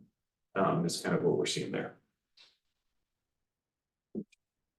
Here's our daily visits. So you can kind of see the peak visitation throughout the week there. Obviously, no surprise, Saturdays tend to be very busy, with Fridays shortly followed behind it and Sundays thereafter. And then the rest of the week looks like it's relatively pretty well stable with the West End, especially. Even Pearl Street has a little bit of stability as does the East End. And here's our hourly visits. So Chris mentioned that we see a little bit more visitation on the east end in the mornings. So you can kind of see how that distributes over time here from that 8 a.m. to noon time frame. You can see it kind of has this trend that goes up till about 1 and then starts to taper down in the evening. Whereas the West End and Pearl Street Mall kind of build up more throughout the afternoon and kind of level off into the evening. Of course, I had to zoom in, so that's gonna make it. And here's the visit duration. So this is how long people are typically staying within the area. This is in minutes. So you can see there is a pretty large distribution of people who are staying greater than 150 minutes. So probably think your workers, people who are actually working in these areas rather than just visiting. And you can see the bulk of that is going to be on the West End. So kind of back to that whole, there's more restaurants, there's more businesses, there's more occupancy on the West End. So more staff, more people are staying longer. And people tend to sit and eat longer than they do the, you know, ice cream on the Pearl Street Mall or, you know, shopping in the. Exactly. And then here's the visit journeys. So this is kind of where people are, the roads that they're taking to get to Pearl Street. You can kind of see how it all plays out in the maps. So this will be great for, you know, as we're thinking about those district connections and those community connections and how do we get, this is just, unfortunately right now, this is just vehicle traffic. So we're not, well, all traffic. But it's not delineating cycling or walking or scooting or whatever it may be. It's just all traffic coming in here. So that's why a lot of it's actually on the streetways. Hopefully they'll make some updates and be able to distinguish their modes of transportation. Yep. So that's really all we had on the Placer.ai stuff. Again, we'll update those quarterly. And we'll try to pull in some comparisons as well, the Q1, Q2 comparison, Q1 23, Q1 24, et cetera, et cetera. Just the way the Placer.ai is set up right now, we could, I guess, draw in a complete boundary around the entire downtown rather than East End, West End, Pearl Street. But this was just a nice way to kind of break the ice. Amazing. Have you done this for like South Boulder, North Boulder, 29? So we provide all of this for all of our commissions and the districts of which those commissions are in. That's really what we're focusing on right now, just because we want to understand the impact and kind of changes over time within our districts that we manage. But we do tend to geek out and look at data across the city.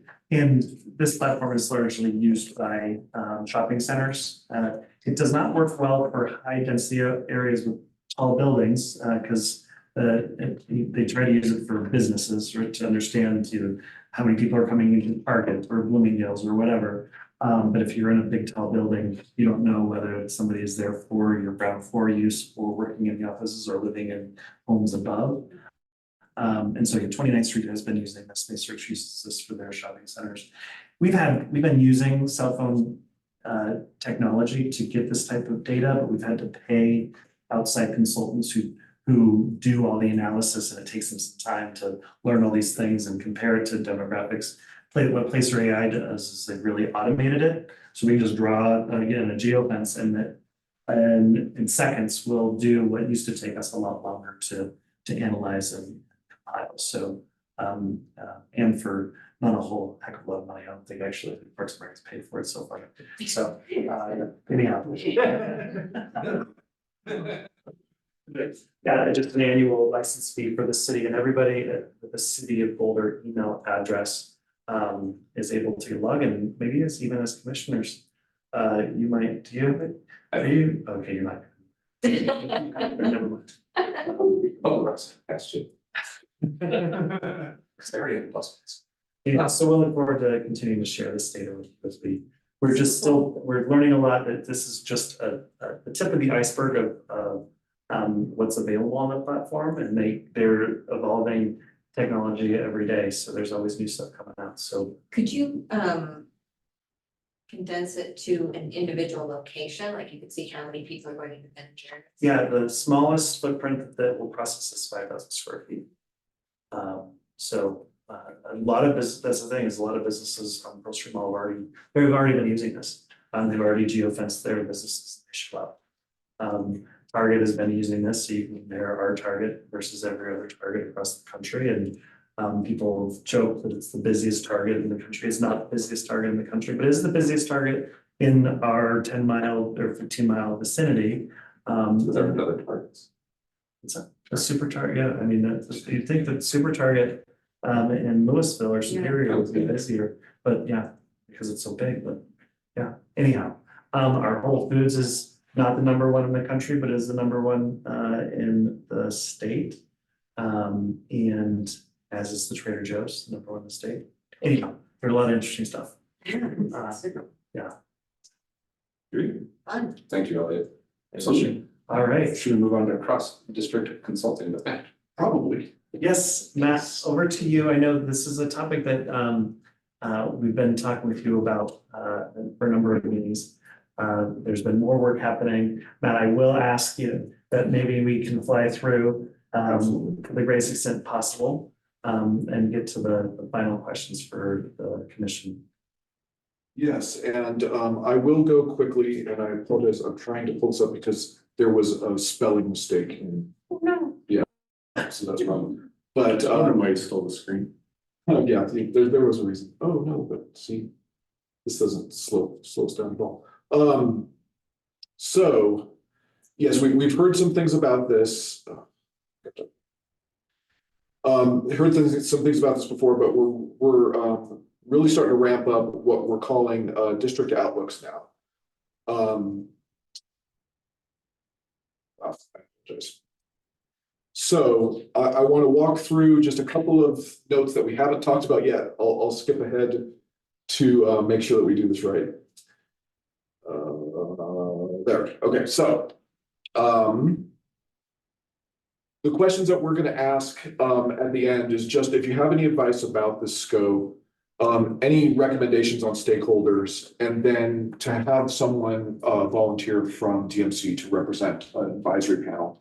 The first two questions we don't have to discuss here. You can send in an email to me and Chris, and we can get your feedback that way. So we don't have to spend a lot of time, but definitely getting your input's important. So if we don't have time today, do think about this and we'll address it. Make sure that your input is incorporated into the next steps. But a real quick summary on why we're doing this now. We talked in the past about the fact that there's new opportunities, new hotel on the hill, that there's new challenges, there's safety challenges across the city, and the transportation challenges, that we've retired some debt and there's new opportunities in that regard. But importantly, since we talked last time, is that City Council identified at their retreat, one of their top 11 priorities is the connections between commercial centers and neighborhoods and the quality of life in our districts. And so we have elevated that up in this work to make sure that that becomes an important part of the outcome, is understanding that. And I'll talk about that again in a second. But we're also sequencing how we address this to really make it clear the questions that we're asking. So we're starting from vision. Is what is the communities, the businesses, the property owners in the districts, the people who use these districts, what is our vision for what programs we need, what we need to build, what we need to take care of, most importantly, to create those conditions, great connections, great quality of life, long-term building projects that are going to add to the vitality of these districts. So once we understand the vision, though, we need to narrow that into the specific elements that we need to accomplish and then prioritize those. Once we have that prioritization, we need the tools to accomplish this. We need the long-term financial outlook, the governance improvements in order to make sure that we're most effective and most efficient in accomplishing the vision. And then may not need any policy changes, but if we do, we need to understand those fully and bring those back to you so that you have the levers you need to pull in order to accomplish that. Another way to look at this work is current state versus future state in those different categories. So in thinking about vision, infrastructure, governance, tools, we need to understand the vision immediately and what needs to happen in the short term, and then over the course of decades. So we're also taking a look at it from those perspectives. I think I showed this last time. unbelievable right in front of you. It's really about the tools being in balance, that we have our financial tools, taxation and revenue on one side, and then we have our vision on the other side. And how do we make sure those things stay in balance so that we are collecting enough money to accomplish goals, not too little so that we can't get them done, and not too much so that we're overburdening the taxpayers. This I'll linger on is because generally it's worth understanding, but we are talking about very different circumstances across our 4 general improvement districts. They were designed to accomplish specific goals years, maybe decades ago, and it's time to review them. And this is the actual chart of tools on that taxation side that we need to adjust. And so the things that are definitely jumped out at us already is University Hill. The taxation is the revenues that are collected from taxation are so low, it doesn't even cover what we want to accomplish today. And Boulder Junction is collecting tax revenues for a transportation infrastructure that has changed and is not represented today. And so you can see that there's little minute changes that result in little impacts on each property owner that have a big ripple effect down into what's effective. And Chris Elliott, while I'm here, I don't know if you want to sort of deepen that understanding a little bit. Only if there's questions from commissioners. I'd say, we know the downtown is our most successful district. It's as old as UGID, but a completely different set of circumstances. So we, the community, the city continues to look at the downtown model as the pride and joy of a GID approach to solving problems in a district. How it's played out in other parts of the city has been really our biggest challenge. So we're well positioned for KGID and DMC to charge confidently into the future and have some conversations about possibilities. Our conversations with our other commissions are going to be much more probably challenging in the sense of in UGID, their appetite is bigger than their stomach. And in Boulder Junction, there's a conversation. Some folks would like to see a reduction in the levy, and some folks are like, hey, let's do more, let's buy bus services and hire people. Exactly. So, navigating an interesting realm over there. So anyhow, looking forward to this conversation and happy to, if you have any initial questions on this, that we're starting.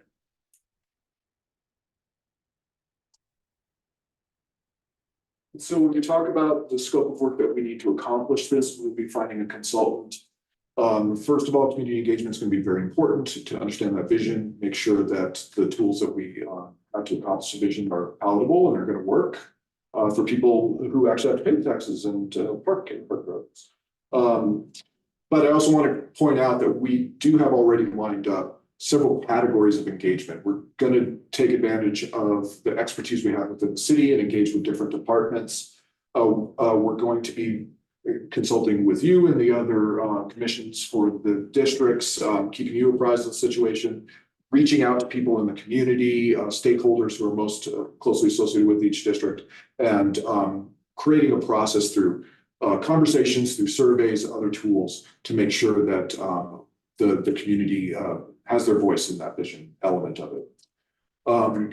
From that engagement and from the vision that's built from that, we're going to have a set of data tools to flesh out exactly what the circumstances are and how to best respond. And of course, recommendations for approval of the plan will come to you, come to the other boards, commissions, in order to serve your function to recommend to City Council what actual actions to take. And I guess I'll say here, we want to also make sure in this moment where we're examining exactly what it takes to really improve activity in the general improvement districts, there are lessons to learn for all of our activity centers across the city. And so we're not exactly sure how this plays together, but we're definitely going to have a step in this process to learn those lessons and ask the questions we need to generally about all of our commercial centers and how to make the quality of life and connections between them really robust. And then finally, project schedule. Things are happening. Even yesterday, things were happening. But we're looking for a couple things. We want to sequence this well. The Boulder Valley Comprehensive Plan is queued up for City Council to talk about. There's other things, particularly in comprehensive planning, things like examination of 15-minute neighborhoods and some other conversations that are going to be going on. So we want to make sure that this falls in and integrates well with those other efforts. And so that process will go on before later this year, probably Q3, third quarter, where we start the engagement, actually get this project underway. And we have a preliminary deadline. We do have to have some things immediately and talk about some big wins that are early, but really we're looking at the budget cycle so that when we come to you with some of the recommended solutions, we're doing it in sync with the 2026 budget development cycle. So this will start to get implemented fully after January 1st, 2026. I definitely had some questions, but again, in the interest of time, you said you could maybe talk separately, and I don't want to cut anyone out from my questions or any questions that y'all have either. Do you have questions, either of you? Thoughts, concerns? Well, I guess my overriding response is that the scope seems very, very vague. Okay. Like quality of life. That means something different to everybody in this room, and I'm not sure that the city can do a whole lot to improve my personal quality of life, besides giving me a bunch of money. Now we know.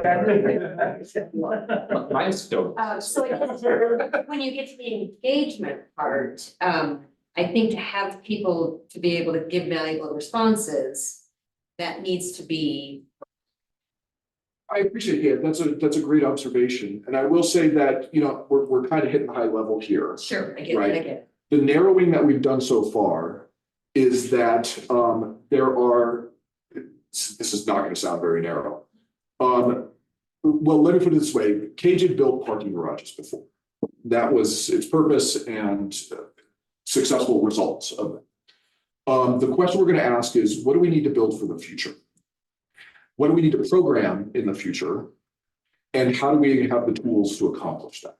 Now, like I said, there's lesson learned and in asking those questions, and we definitely want to take advantage of that. So there's like these tentacles that reach out into other places, but at the core of this is really that question. It's a plan for what we want to do with these investments over that long period of time. We'll take care of what we have, vision for the future, but specifically, you know, the big question becomes, what do you want to build? Because when we talk about governance and programming and stuff, those are things that have like sort of shorter runways. We really need to know if we're going to build something like, oh, I don't know, a train station at Boulder Junction. That's something we need to talk about right now and start to plan for. Yeah. And so that's going to be the things that get really specific. I think that putting it that way makes it easier for me to understand. Okay. And kind of wrap my head around and start thinking about, okay, what are my answers to those questions? Gotcha. But rather than, we want to make your life better. What can we do? You know, so that helps. Okay. That And helps. the quality of life phrase, that's what we inherited from city council's priority conversation. So we've also been trying to, you know, it's like we have a puzzle piece to the overall council priority and we're trying to fit it in, but it's for the wrong puzzle. But it's but weird, so appreciate the perspective though, because we want to be really strategic with the resources and the purpose of the districts that we manage. But of course, there's the moment you say plan, there's a lot of other folks who want to get involved and want to have a conversation around what about the Western City campus and North Boulder and the Table Mesa Shopping Center and that is outside the boundaries of the work that we are here to do to serve the districts, but we have to have a yes and approach to it. So that's why we starting broad, but making sure that the districts get out of this work what we really need, which is specific, strategic, measurable, achievable goals for the parcels that we own, and the buildings that we own and need to maintain, and then maybe some future parcels that we might decide we want to own and build something there. Yeah, And yeah, so we really. that's super helpful. Because when I looked at because I got the sense, like, I agree, it was hard to answer this because it was so broad, it's like. Kind of like, how long is a piece of string question, kind of thing. But when it was, you know, the near, on slide 82 of the deck is the one right before your balance thing. I mean, what's a near-term vision elements I needed to address the city council priorities? In a way, we've heard a little bit about it, and it kind of comes. After this, in our conversation today as to even what those are. Okay. But that was kind of like understanding what that vision was a little bit more to be able to apply that into here. But then I was thinking of like goal settings. I didn't really. It asked a lot of questions, but I didn't necessarily. What is the community's vision for the future? That's maybe the best one that comes to like, what are the goals? Yeah. But I didn't really see one that was like everyone agreeing on a direction. Okay. Was maybe part of it. And so that was maybe one of my broader comments to try to keep it at a high level, but then like maybe a couple of things that are probably not applicable to this document, but that are maybe just like one step later. But would be like among those goals of balancing local economic growth with like working from home versus tourism and bringing people in from out of town and things like that. So the answers to what are those types of goals will impact what do we do. And what I was just gonna say, this is why we're hiring a consultant to actually lead this work. It is cross-departmental and there are a lot of questions that need to be answered. And so our intent is to hire a team of folks who are really good at working with different stakeholders and asking questions. They've done. We're not the first people to contemplate, hey, what are we gonna do with these resources that we manage?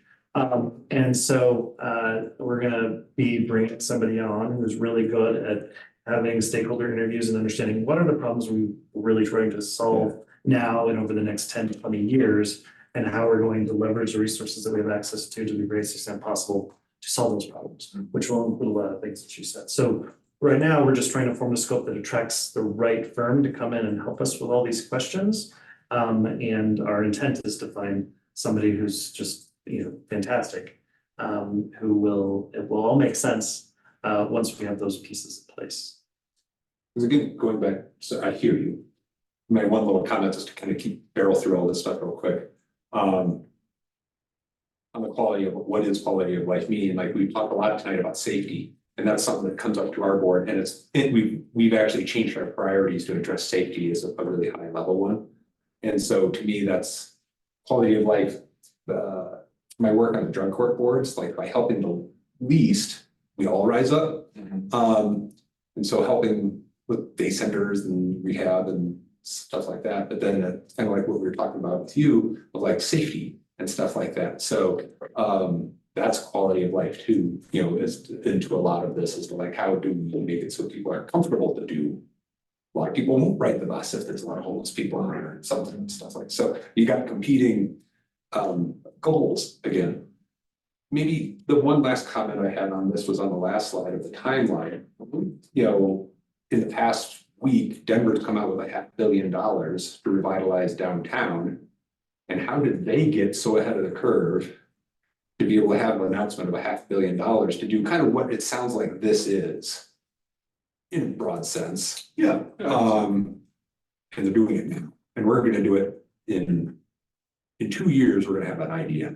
Well, they're in a much deeper hole than. Yeah, but they somehow moved faster. Yeah, and I don't know, I don't have an answer for you, of course, I appreciate that. I think my reaction to that off the bat is there is gonna be a step in here about basically just making a list. We have some things that are underway, you know, and we should really raise those up and give those attention to say like, there's some, you know, affordable retail, affordable commercial pilot answers some of these questions, you know? And so we should like re-understand where we are with some things that are existing. And then also add in things from a couple different departments that align with this plan and kind of drive us in a direction. So I think that there's gonna be some of that. You know, I think there's a little bit of envy for a strong mayor government that can just come in and say, new priority, everyone's working on this all at And the he's same not the time. word I would use. And he's not it, Yeah. okay. Jealousy, no, that's not it. But you know, we also want to take advantage of like being careful, because you know, I think not that Denver's not, but one thing that I'm really excited about this is taking our time to understand it fully and then have a playbook, so that the conversation we're having in, you know, a year and a half from now is like, great, recommendation 3, 6, and 9, let's do it, you know, and then we'll feel, you know, like that's going at the right speed, but we'll have to like muscle through to get there, so not a good answer, like I said, Yeah. that's where I'm excited. Justin, do you have any? No, I'm just kind of eager to see where this all goes. Okay. Susan, did you have anything else to? No, I mean, I don't need to take up time with it, so, I mean, my main comment was about the scope. So this is fascinating. Do we have any advice that if Stephanie's not here, so she might have or not, I don't know. What stakeholders would we recommend to be contacted in serving on a committee, and are there volunteers on the VMC? Just so we get the group think part of it, do either of you have stakeholders who would be recommended to be served? I don't know that I have anyone you don't know. Gotcha. You know, I'm going to go to the people you probably would have already thought, like chambers and economic councils and absolute stuff like that. So I would have like my neighbor down the way who's got a PhD in this exactly. Like, I would be interested in helping, but not as a DMC representative. Oh, Why not? Good point. That's, I got your name. done. I've debated this, and today this has invigorated me to want to dig into it, but Justin, do you want to do this? I mean, if you're feeling invigorated, say go. Are you not invigorated? I definitely am as well, but I mean, you're a good info gatherer and relayer so far. Well, as a business owner, Yeah. and a property owner, I feel like I have like my own stake in it, but I also, for serving this board, I feel like I could play fair too and not just represent myself too. So, I'd be interested to, how much time? Well, we're sort of working that out. I don't want it to be a burden on anyone. So I think we will be able to design that as a group and find out the best way to do it. And it doesn't have to all be in-person meetings, monthlies. In order to accomplish these things, we can utilize technology to a great effect. So we will make sure it's designed by you and your colleagues to be most effective. So, Yeah, certainly not more than a monthly meeting over the next 15 to 18 months. But yeah, but somewhere in between, you know. That also fits well with my tenure on the DMC too. exactly. So I'm intrigued. But okay, so moving on quickly, sorry to cut you off. No, and thank you for the advice. We'll definitely take that into the next steps. Appreciate that. Thank you. Parking, Yep, oh, sorry. I would like to introduce Sam Bromberg, who has been working with our team on a questionnaire for downtown parking and access related questions, really trying to understand what folks' experience have been, especially since we've installed the Gayless Garage. So, and Emmy Smith is here. She was very instrumental in helping to write the questionnaire and analyze the data with help from our intern who's left us. But yeah, I'll hand it over to you guys to report out on what we're seeing.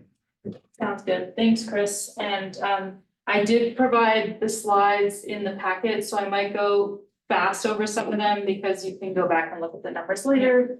But since it's been 6 months now since we've implemented Metropolis, we wanted to check in and engage with the public to learn about their experience with that Metropolis system downtown, and parking and access generally. We had 446 people respond to the questionnaire, which was live on Be Heard Boulder from March 25th to April 14th. It was distributed via direct email to Garage Permaholders, a business newsletter from Downtown Boulder Partnership, City of Boulder social media channels, City of Boulder Nextdoor, City of Boulder e-newsletter, and through the arts and culture newsletter and social media. We learned a lot of valuable insights from what the public had to say, and I'll be presenting on some of those key takeaways tonight. So we collected information about who the respondents were, including their age, where people live, how often they travel to downtown Boulder, their primary reason for traveling downtown, and if they're traveling downtown for work, what type of work do they do? For those who do work downtown, we asked what products of ours they currently use. We were happy to see there's very good utilization of the EcoPass program. There's not high utilization of the 3-for-3 program, but that could be due to the pretty small number of service workers who responded to our questionnaire. We asked all questionnaire respondents how they usually travel downtown on a typical good weather day. The vast majority are still traveling downtown using a personal vehicle, and the next most used transit mode is biking. We were curious if bike or scooter parking was perceived to be an issue. Some comments reflected that bicycle storage security was a concern, which may have been why some users reported not always being able to find convenient bicycle parking. For the scooter parking, we plan to share these results with our partners in transportation and mobility to evaluate whether additional line roads could be beneficial. We asked all respondents to rank their parking preference downtown from 1 to 6, with 1 being most preferred and 6 being least preferred. Most responded that they prefer to utilize on-street parking wherever possible. That's the lower numbers that represent the preferred rankings here. We asked all questionnaire respondents, this was a comparison between those people who are traveling downtown, how they're traveling downtown on a good weather day. I think this just made it in my slideshow choice, sorry about that. There we go. This question is about the overall Boulder Park garage experience to help inform future priorities in the garages. Most respondents felt that the garages were well located, easy to find, and the greatest area for future improvement is around the perception of safety and security in the garages. Respondents who indicated that they had parked in the garages in the last 6 months since we've implemented Metropolis were then asked about their experience. Overall, the perception of the Metropolis system is very mixed. This could be partially explained by the number of questionnaire respondents who come downtown to shop and eat versus coming downtown to work, the frequency of their travel. As a selling point of the Metropolis system is in the subsequent visits after your initial registration.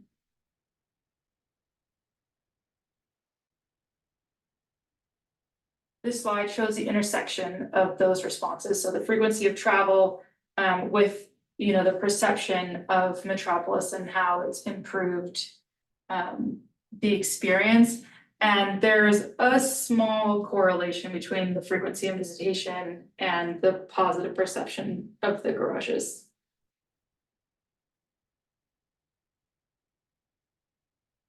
Throughout the questionnaire, we included a few opportunities for users to write in comments about their parking and access experience downtown.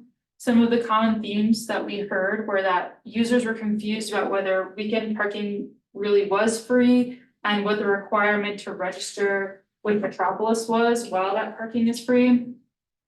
There were several comments which suggested that folks had parked in a privately owned garage operated by Metropolis, thinking it was a city-owned garage, and then were confused about the fees being charged. The one on 15th and Spruce in particular. Many questioned why we have so many different systems for on-street and garage parking, or expressed the desire for one unified system. There were frustrations around technology difficulties, particularly for older adults. Many were frustrated that they had to download an app, which isn't actually a requirement for Metropolis. Several respondents would like to see more affordable parking options for downtown service and retail workers. Some expressed surprise over hidden fees I have in quotations because the service fee is included in our advertised garage pricing, but people maybe didn't understand. Or the pricing isn't quite clear enough for the users because a lot of people mention hidden fees. And many community members commented that they no longer want to park in the garages due to comments on the Nextdoor app, and they specifically said the Nextdoor app, regardless of whether they had already used the Metropolis system. So just to summarize and contextualize, 15 people expressed that the Metropolis system was ageist. I say that in quotations because that was the word used. They mentioned that older adults had challenges with technology and concerns around being scammed and using QR codes. 42 people had challenges with the Metropolis customer service. They mentioned that they couldn't reach customer service representatives when they needed assistance, as well as frustration with the fees being charged.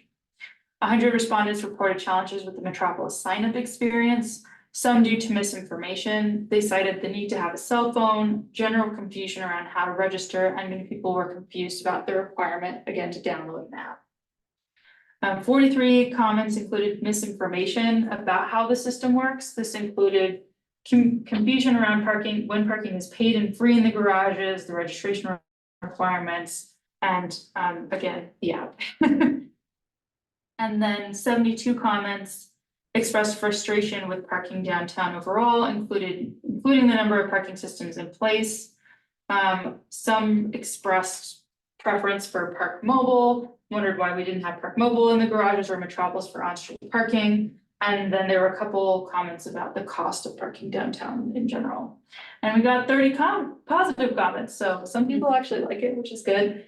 They referenced the ease of access without gates and the time saved by avoiding, taking the ticket and paying with the card every single time. So there were some people who were really pleased. I would note, comments were not required. So Yes.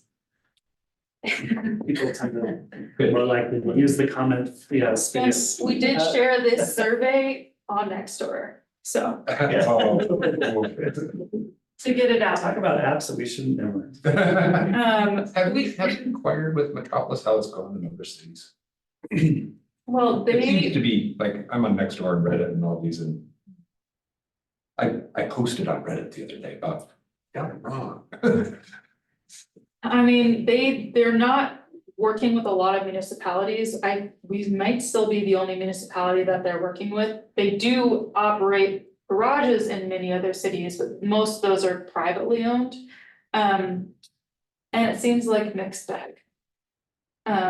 But to be honest, we don't really know the full picture. And we've just heard today that they're going to be soon expanding, potentially. But so they will be finalizing their acquisition of SP Plus, which operates 3,000 some parking properties across the country. That's the number across the country. A lot of them at airports. SP Plus manages all the RTD park and rides. So we will likely very soon be seeing more Metropolis systems, which will help our operation. I did hear today that we have 85,000 people who have signed up for Metropolis through Boulder Garage, which is more than Denver. There's a lot more garages here than they have in Denver. But certainly not a small number. About 50,000 of those are regular users. So I know that there's some more stats coming, but overall, I'd say that we're, despite sentiment of some, overall, I think we are very pleased with the outcome so far. And what we're seeing and what we're hearing from especially our regular users and the folks who are paying for permits. The folks who are using the garages regularly seem to be much more likely to be big fans. Yeah. It's hard to engage with the entire public, right? Like, Yeah, and I'd say also, since we've put this questionnaire out there, the complaints have actually seemed to quiet down. In the community. I think that, there's that initial learning curve and folks who get frustrated and they voice their frustration and then they move on to the next frustration. Yeah. Whatever that may be. And there was very few that got escalated to city council. Like in this grand scheme of implementing brand new systems and making big changes, that was a big win. There's people who like have small gripes and grievances that they're reporting to us through this survey or questionnaire, but none of them were so bad that they got escalated or caused big problems. So I think overall it's been positive. So we do have takeaways. Our main takeaways are that misinformation continues to proliferate around the Metropolis system. This really was the big one for us, is we just heard so many people comment things that just weren't true about how it works. And so that's a big one, especially through Nextdoor and also word of mouth. Most respondents were fairly positive about the caged garages, but there's an opportunity to work on a perception of safety and security, which I think we probably already know. There's so strong preference for on-street parking over garage parking. And there's a perceived lack of affordable parking products for downtown service and retail workers. I would add another takeaway that the Park Mobile and Metropolis, the two apps are causing problems. as well. Yeah, is there an opportunity, anyway, we're under contract with both of these, is there an opportunity to roll it into one in the future? Currently, Park Mobile does not offer a pay for what you use option. They do offer a prepay, and some cities are using that, but prepaying for parking then leads to an enforcement function and people getting ticketed in garages, which is not the direction that we wanted to go. So in the event that Park Mobile is able to develop a pay for what you use option, I'd say that we would be interested, but that's a big reason why we went this route instead, because Metropolis was one of the few that could do that. Yeah, the post pay is very convenient. I apologize because this slide was added just this afternoon and it wasn't in the deck that I sent last week. But just wanted to share a quick update on sort of year-over-year performance of the garages for Q1 specifically. So this shows 2023 revenues in blue and 2024 revenues in orange. If you'll recall from last year, our revenues saw a dip in Q4 due to the transition, in part because Metropolis bills permit holders on a different schedule to how the city used to bill permit holders. And it took some time for Metropolis to get permit billing on track, which is why you see a higher number in Q1 as it was making up for that permit revenue deficit from last year. We are still seeing a drop in visitor revenue displayed on the graph as transient, meaning non-permit holders, right, visitors. Although total visits were also down year over year in Q1 by about 8%, which includes both paid and unpaid parking sessions. The dip in visitor revenue is made up by the violation revenue collected, which doesn't have a 2023 comparison because we didn't start collecting it until we transitioned to Metropolis. Overall, we are on budget as expected. I would say that we're fairly close to the revenue neutral that we were shooting for, if not maybe trending in a upwards direction. Elliot, you can maybe correct me if I would second that. I'd say there's also some other costs that we don't have. The amount of customer service staff that's required to manage permits, issue permits, build permits, all that. That's a cost that we no longer have per se. So now our customer service staff is able to provide different customer service. So there's some other expenses that you don't see in these specific itemized that were actually decreased because of us going to Metropolis. So overall, I'd say we're actually performing better. It's not hand over fist better, but it's certainly better than worse. It's better than worse. It's yep, we are the black, not the red. We are pleased with the outcomes so far, and the projections are positive. So next steps that we'll be looking to the 2025 budget to explore potential recommendations based on the results of the questionnaire. So those could be, additional marketing and outreach. And then I'll open it up to questions or feedback if there is any. See how it performs the rest of the year before we really dive into that further. Maybe one thing we addressed earlier, you talked well, I had a sentiment that maybe you were interested in examining paying on weekends. No, that's, Stephanie, what do you want us to examine that? I want to see how this performs for a year. And yeah, I would say now it's Like not. that. yeah, we discussed that kind of at length last year. Yeah, and he's like. Well, it came up before you were off the board, I wanted to get your, Yeah. I wanted to get your opinion. I think things need to just settle down. Yeah, I would say summer is gonna be a good comparison, right? I think we'll have a lot better data and a better understanding, and now we can pull in other data sources as well, not just parking, but we have that Placer AI platform, so we can see visitations, we can compare it. We have more information now to give us a better insight into what's actually happening. Backwards in time, can you do it, Placer? 2017. So you can actually be like, you could lasso something from 2 years ago and be like, how to do correct over a couple of years. Slick. So next time I'll come back and I will make sure that I compare it with Placer AI data as well. Where we're at.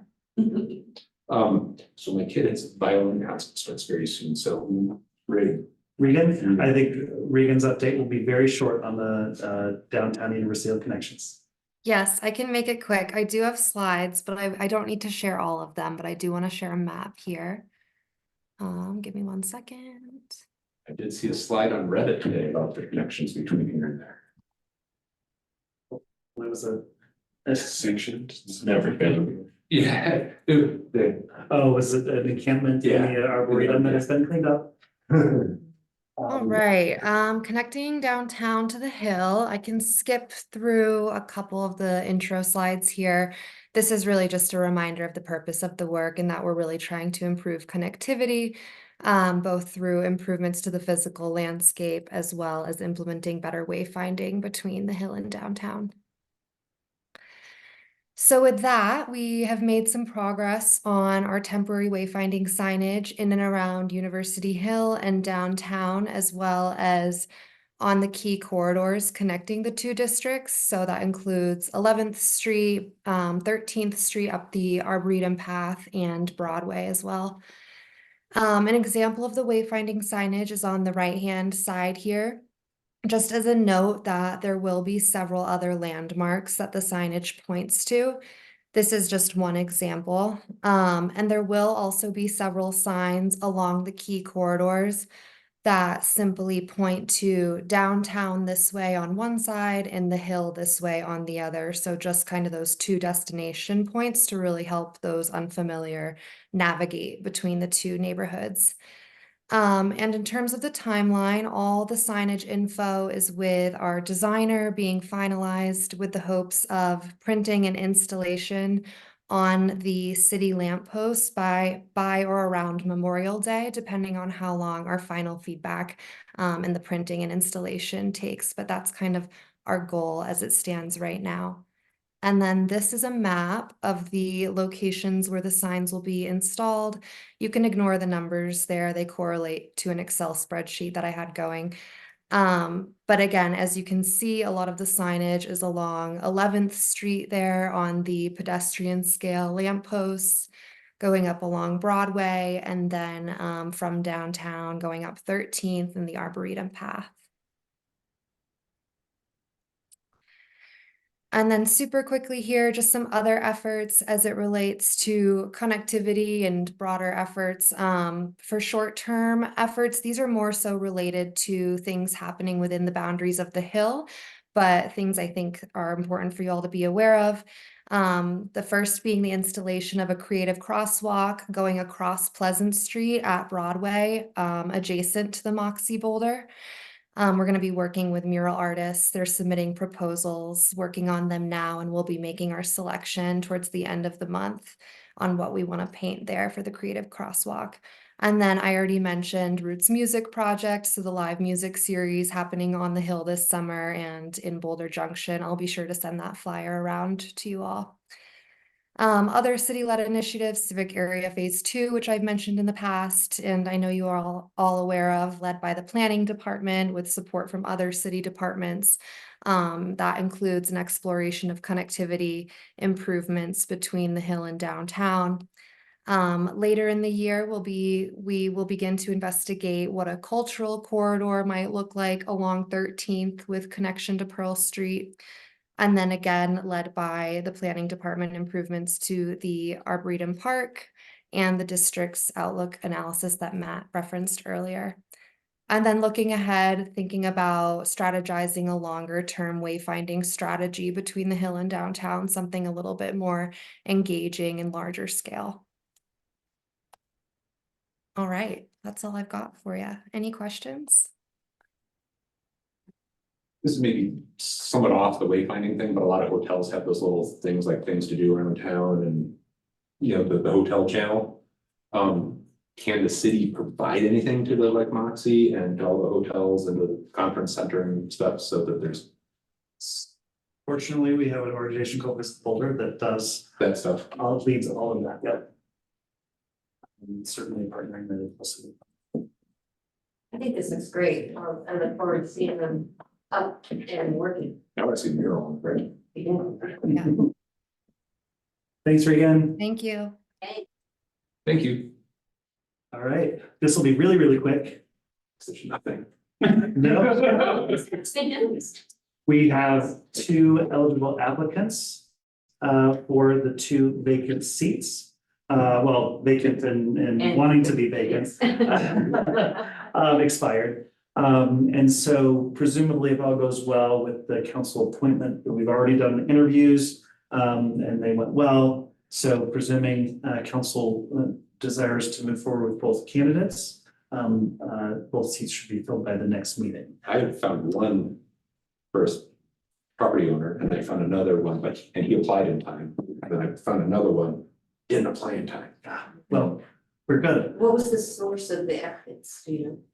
The source is. How did they hear about it? That's not a question that I got. I'm just curious, like Yeah. what worked to be able to redo? One, so Erica, I can't think of her last, the owner of Savvy, she's been on DMC before.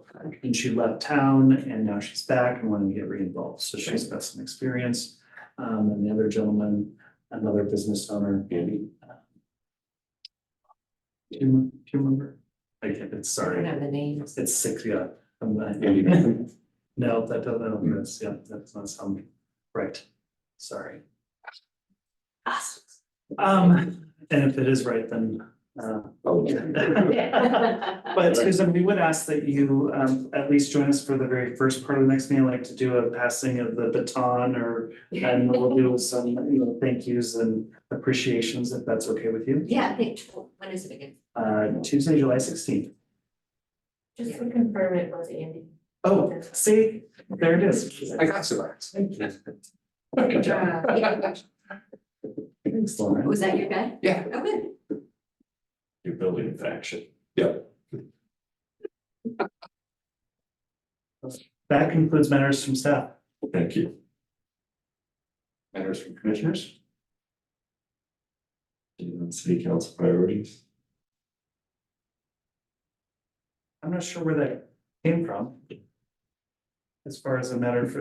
Maybe it was us understanding what they are. Maybe it should have been pulled up to like what they had their meeting, and I know they have their priorities. They did, and there was a number of priorities, the ones that pertain mostly to downtown management commission are, and you've heard about it already, that economic vitality, economic development was overall for the city highlighted as a priority for the first time in a long while. And the commercial area connections and quality of life improvements is the priority that they also bless. There are a number of other priorities, of course, related to affordable housing, homelessness. There were an environmental focus. There were 10 plus, they were supposed to have 10 priorities at the end of the retreat. They came out with 11. And I don't know, I don't have the other ones out of the top of my head. Can as well? Such a core arterial network. Core arterial network, that's, yeah. But the big ones for us certainly, that fit with the priorities that you all communicated in your letter are related to the connections to the hill. Yeah. And then when it comes to the economic vitality, a big component of that is the commercial vacancies. And so certainly loud and clear on the desires from council in that regard, and we'll look forward to working with you all and carrying that forward. But then budgets have been hit too, was in one of the last meetings. Yes, So- yeah, and then as you're seeing from the numbers through Placer and our sales tax revenues is things are not super rosy right now. Not that we haven't been expecting this, when inflation's high, government revenues go up because we're a percentage-based game. When inflation flattens out, then things get back to status quo. So we've been anticipating this, but it doesn't mean that we're not still trying to keep up with the living wage and trying to maintain all these things that have been started as a result of the ARPA funds that got dumped in that didn't help inflation. But anyhow, here we are on the other side of all of the decisions that we inherited over the past several years. We will need to be really thoughtful and careful, and it's all about trade-offs. So fortunately, though, I'd say again, with the GIDs, we're property tax based and we're more enterprise because we have revenue generating business operations. And so we're not as vulnerable to the sales tax challenges that the rest of the organization has. But it also means that folks are gonna be like, oh, maybe downtown can pay for that. So we want to be really thoughtful and careful about that because we need to be setting appropriate boundaries of what the purpose of the districts are in benefiting the district and the taxpayers in the district versus what's the role of the city and the services that should be provided for everyone, whether you are a business owner, property owner, resident, visitor, or whatever. Great, appreciate your time. We're over time. Yes, so sorry for such an action-packed agenda. We just, it was our last chance to really. Right. Put you through the Not ringer. at all. I'll move to adjourn. I'll second. Fun still. Thanks, everybody. Thank you. Thanks, everyone. everybody. And I'm gonna work on the air conditioning in this room. It's getting cold. It's nice. I think the water. Nice change for years. Yeah.